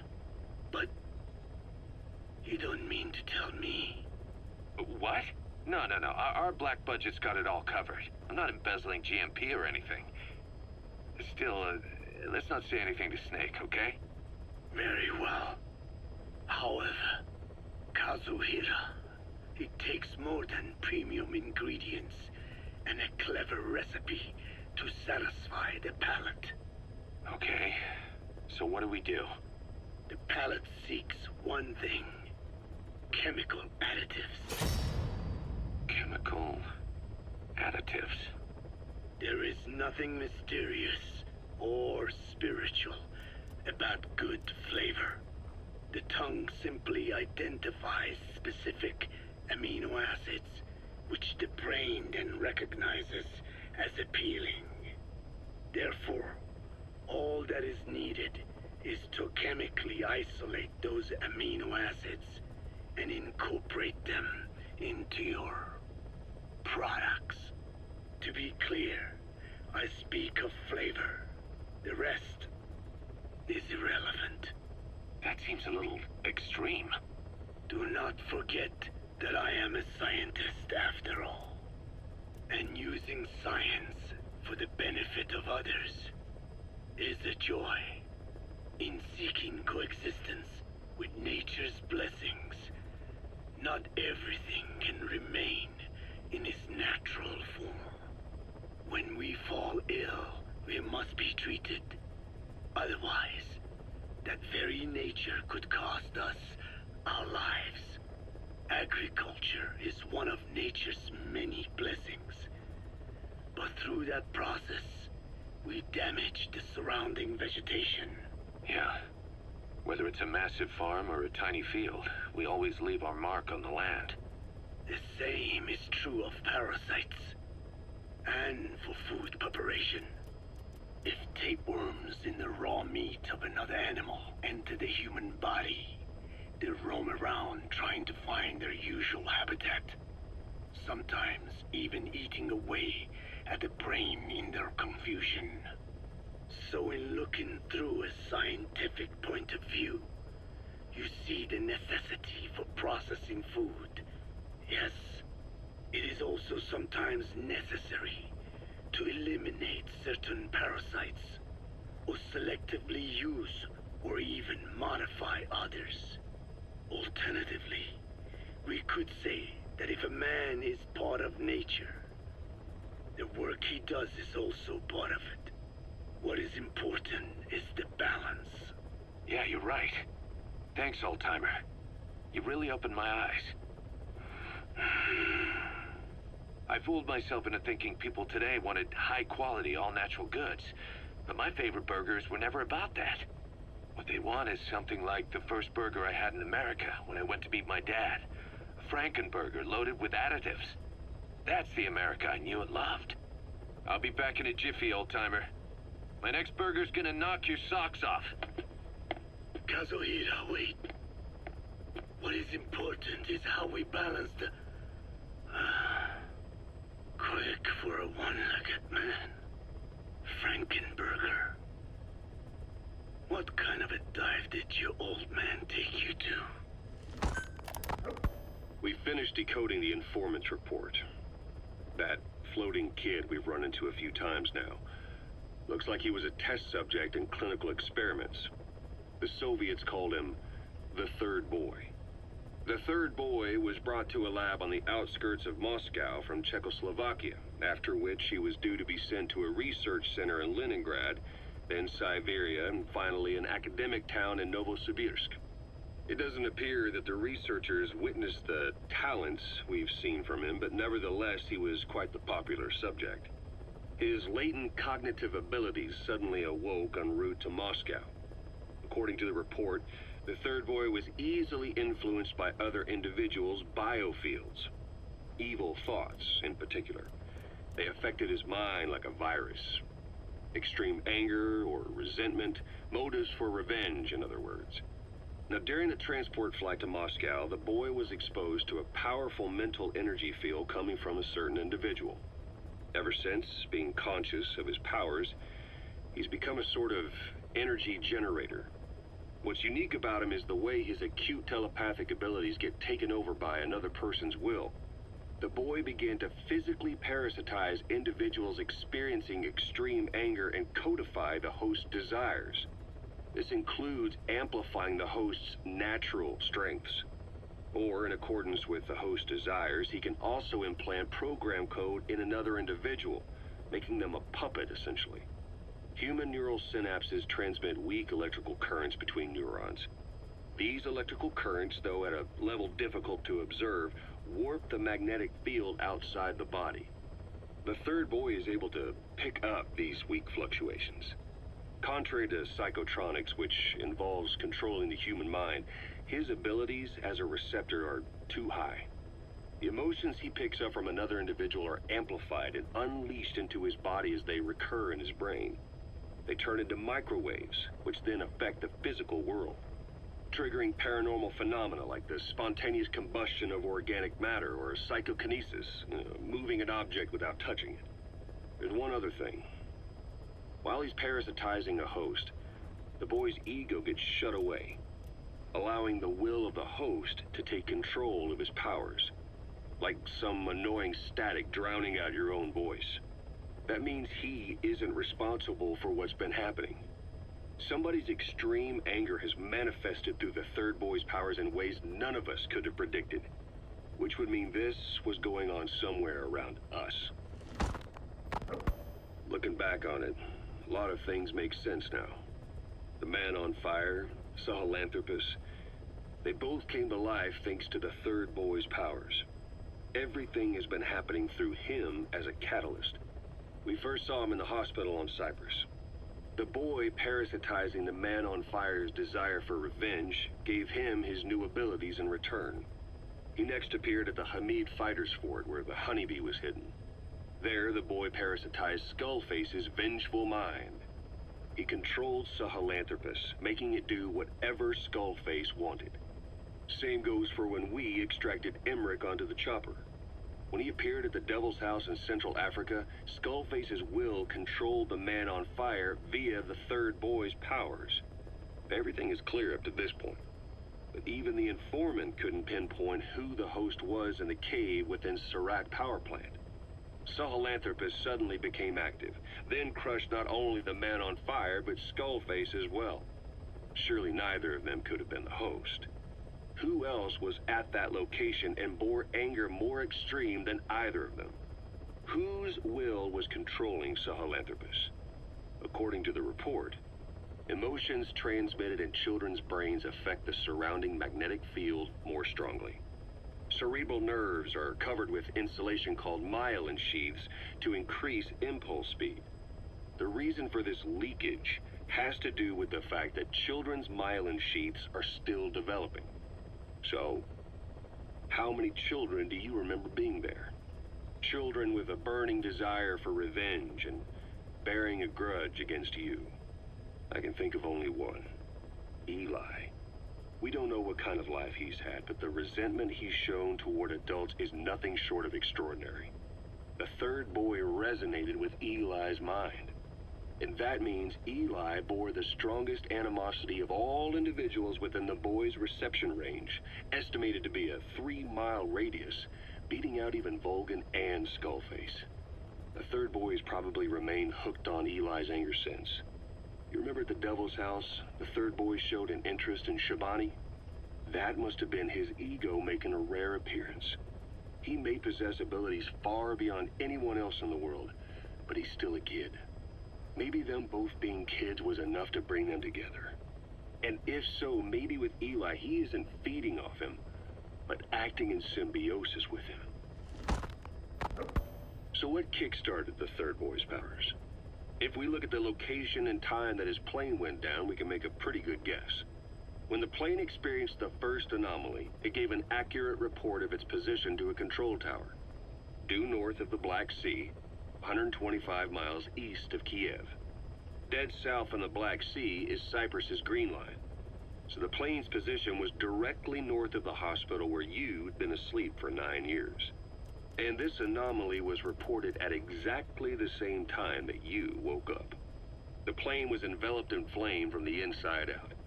The fuselage burnt to ashes. There were no survivors, at least not publicly admitted. Your thoughts formed a synchronicity with the boy's psyche and were amplified inside his brain. That would have been more than enough to trigger his abilities. Your rage was like a big bang in his head, blowing the lid off his powers. The boy was then secretly moved to the lab outside of Moscow where Volgan was comatose. There, Volgan's thoughts resonated with the boy and he was awakened. Volgan became the Man on Fire, hell-bent on getting revenge on you. His instincts led him straight to you.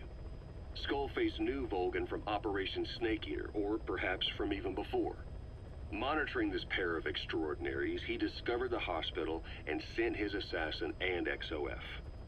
Skullface was probably watching the situation from close by.